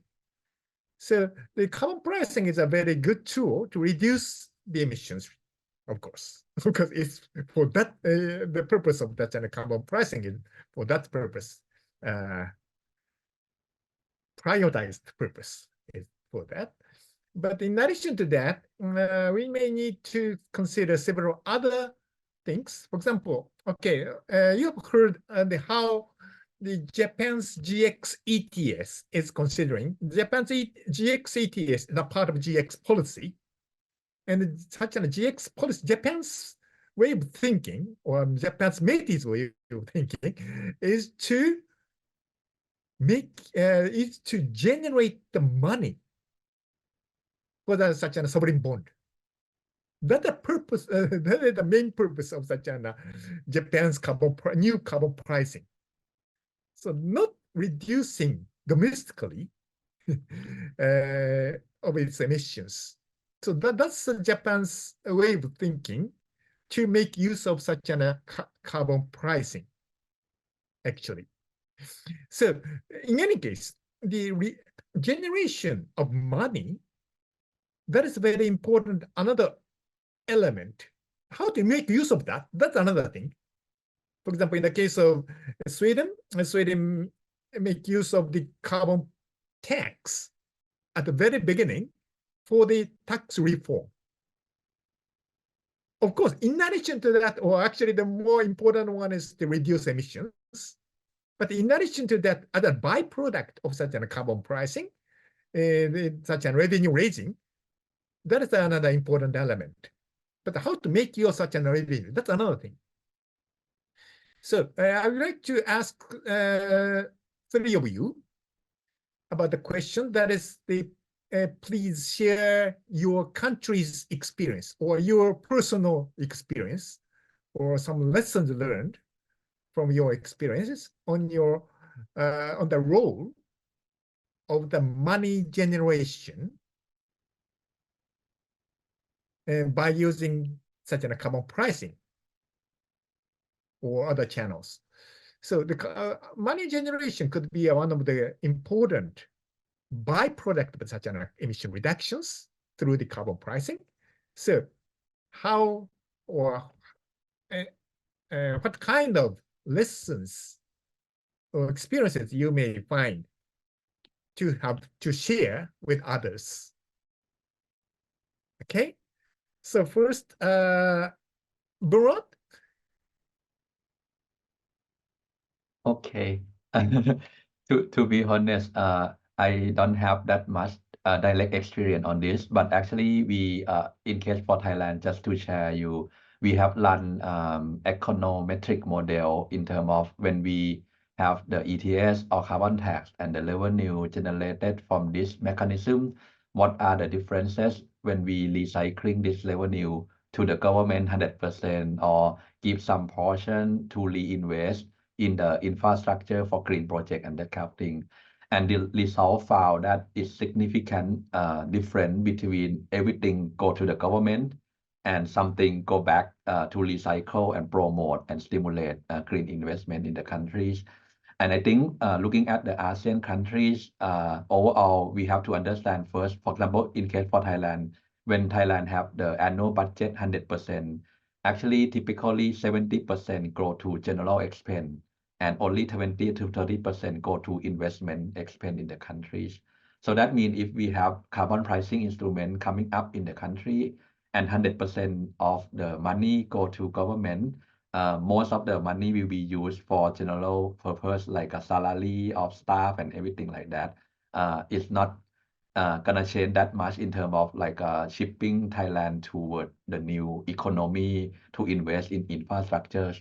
So I think this question is very important just for every country to make sure that even though climate change is an environmental issue, but to really transform economic growth and everything, the revenue generated for this mechanism have to be carefully planned and implemented with some specific purpose, especially to promote local growth and income within the sector in the countries, not like every product and service have to be import from overseas, right?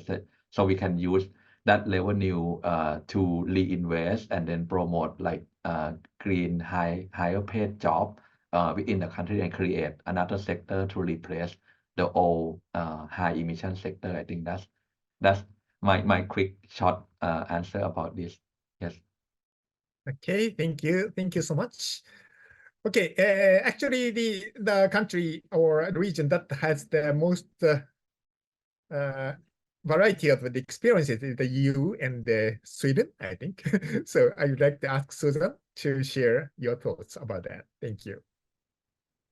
Well, thank you very much.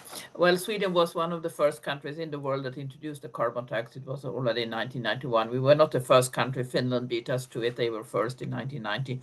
But so we have more than 30 years of experience. And of course, first of all, it has proved to be a very effective climate mitigation tool. We have seen emissions reduction since the introduction of more than 30%, and still GDP has gone up. So I mean, it's fair to say that it's been very effective.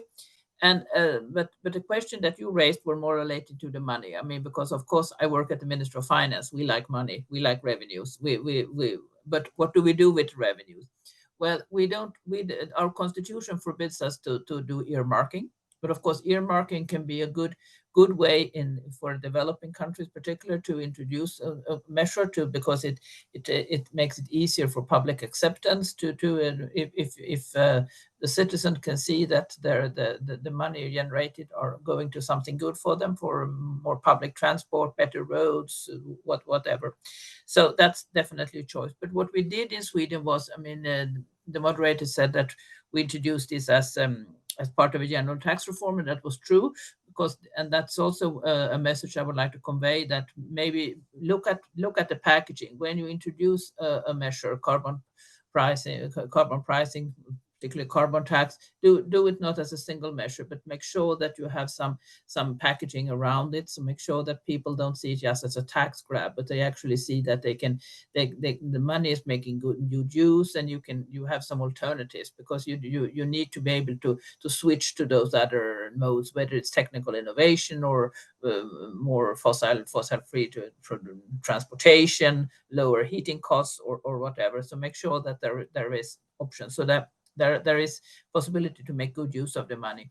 But what we did during the early years, like after year 2000 to 2006, we had an explicit green tax reform where we every year in the budget we allocated certain amount of the revenues from increased carbon tax, and then we did cut in income taxes, and we focused on the low income taxes. So those were really targeted towards. And then when we had a shift in government, we then continued raising the environmental taxes and even more cuts in labor taxes. They were not explicit tax shift, but the increases were made and the cuts were made on its own merits. But there are certainly ways of trying to fit in the carbon tax into the whole system of your economy, and it would be interesting. It's interesting to hear how other countries are thinking about doing that, because there are a lot of different options.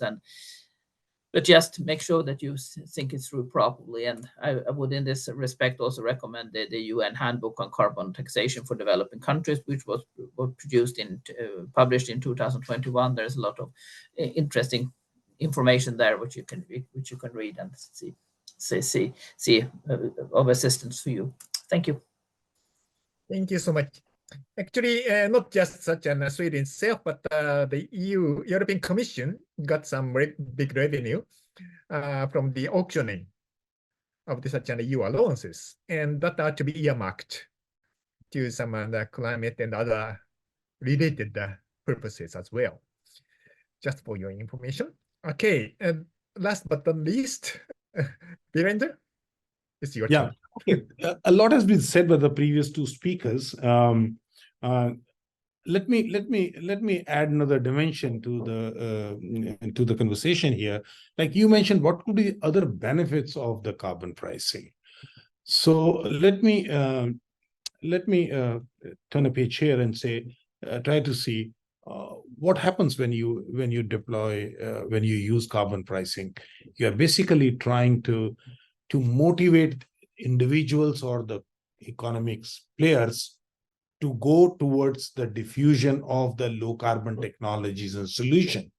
So you're trying to decarbonize your entire economy that means you are diffusing advanced low carbon technologies.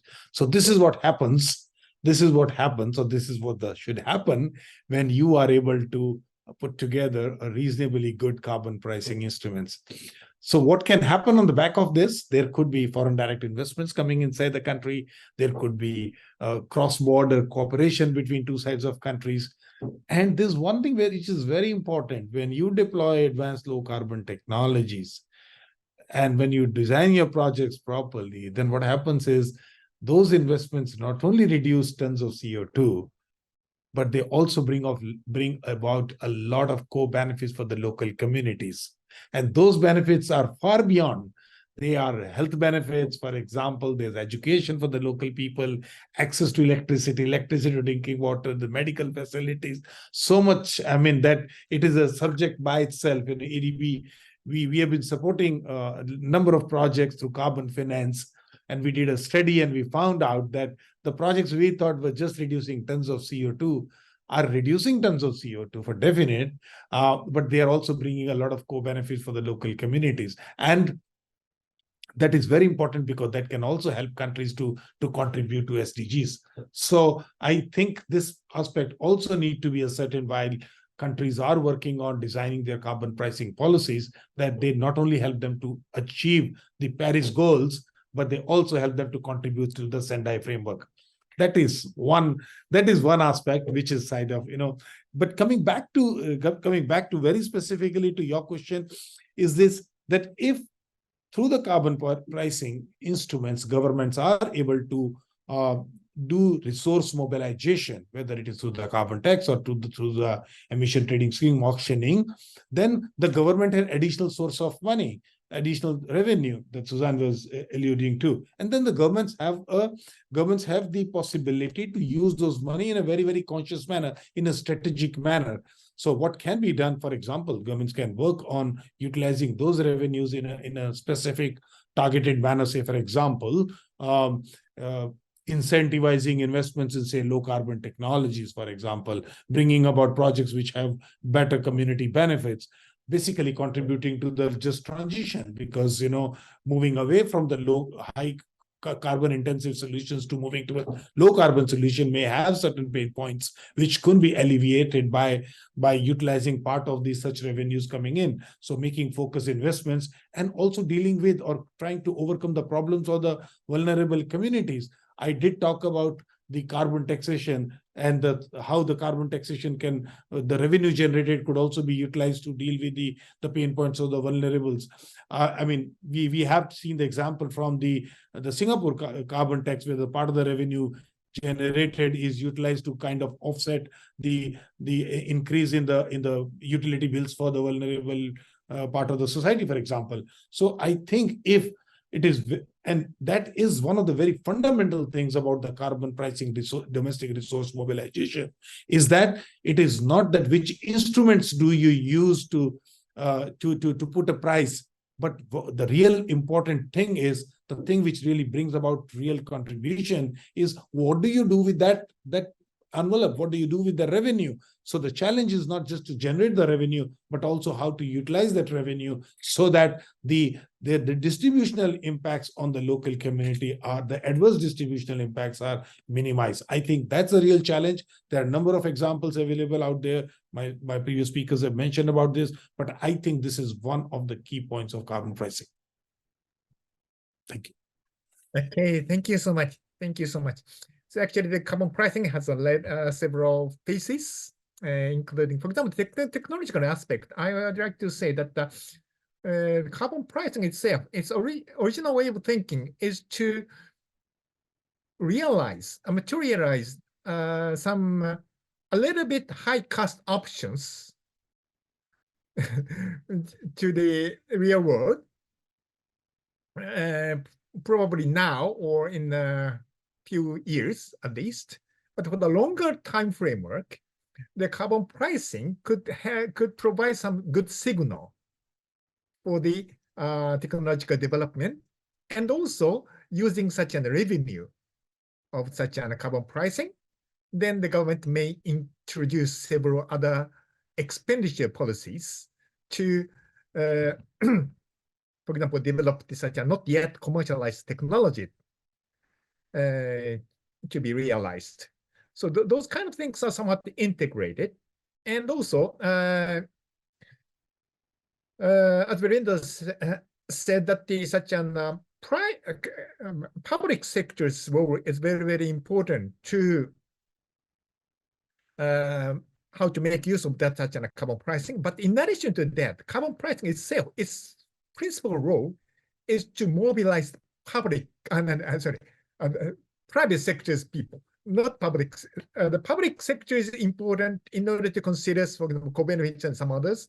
But in addition to that, private sectors, their business-related motivation could be a very good incentive to reduce CO2 or some other greenhouse gases.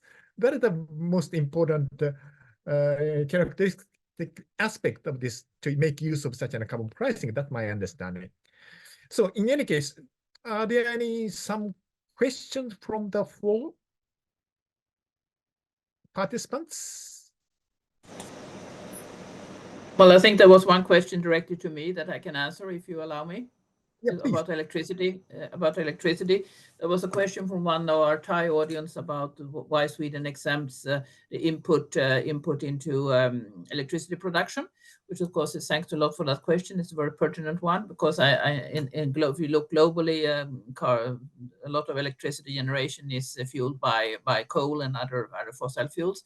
That is not the case in Sweden. We have about 40% is hydro and 45% is nuclear, and the rest is for renewable sources. So we only have like a few percentage of oil input in our electricity generation. But that is not the key concern. The key concern is that we are part of the European Union, and the European Union has an energy taxation directive, which has a mandatory exemption for input into electricity generation. And that is because we have an output taxation on electricity.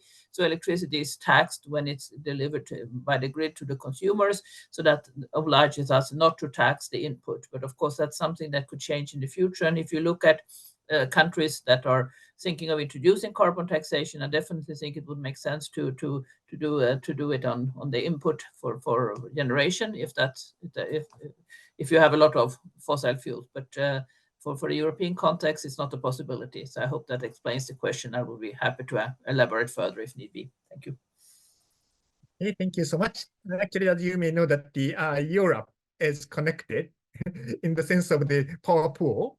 So then Asia is going to have some similar, not similar, but international power grid system in some sense, and its operation.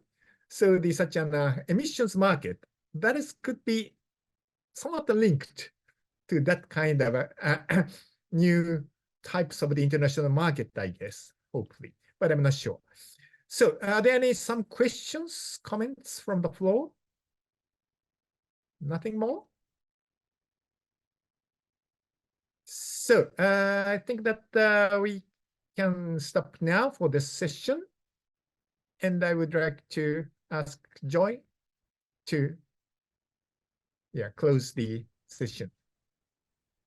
Yes, thank you, Dr. Naoki, Unron, and Susan and Lee for that extensive discussion on the carbon border adjustment mechanism, also the joint crediting mechanisms, and alternative uses for revenues from carbon pricing, carbon taxes, and also from carbon emissions trading. All right, thank you, Joy and Piyakun. I have learned a lot today, since this is not my my direct field. And I also learned that there will be a lot more to learn about this. Since the complexity of the nature of carbon pricing, I would believe that there would be not no best practice yet. But each country move toward the same goal to reduce, to have the carbon market to work together. So as VK have mentioned, that most of the countries would started this carbon pricing by looking inward, by starting from each country practice to look for each country strong point and build up on that part. But if we would like to have the resilient system for the future of carbon reduction, I would say that eventually each country need to be aligned with all the carbon market design from each one of them. So and because eventually it would be go globally, the collaboration would be needed, and I would say that we're gonna need to collaborate not in so many levels, like from national level to international level, and of course we need to work together between academia and policymakers. The public sector and private sector needs to work together as well to reach the goal of the brighter future on this climate shift per se. So I would like to pass on my gratitude to all the speakers today, all the panelists, all the moderator. Thank you very much for helping us put this together and make this happen. Of course, I would like to pass on my gratitude to ADBI. You are the best co-host anyone can ask for. Special thanks to Joy and Yakun to put this together and work out all of this with me. Also, special thanks to Ajahn Kanitha Tambulachai. She's an expert in the field in the Faculty of Economics. Without her help, I don't think we cannot make it here. And of course, thank you all attendants. And I hope that at least this is the one small point for the future collaboration across among us. And I hope that you get something from this webinar. And I hope that we get your support again in the next event. Thank you very much. Joy, please.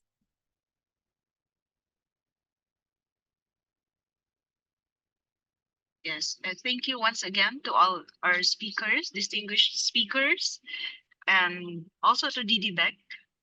And thank you, everyone. Thank you, Joy. Yes, thank you, everyone, and all the participants. So we recorded this webinar, and we will share this at the ADBI website. So feel free to also share with your colleagues and those who are interested to learn also about carbon pricing.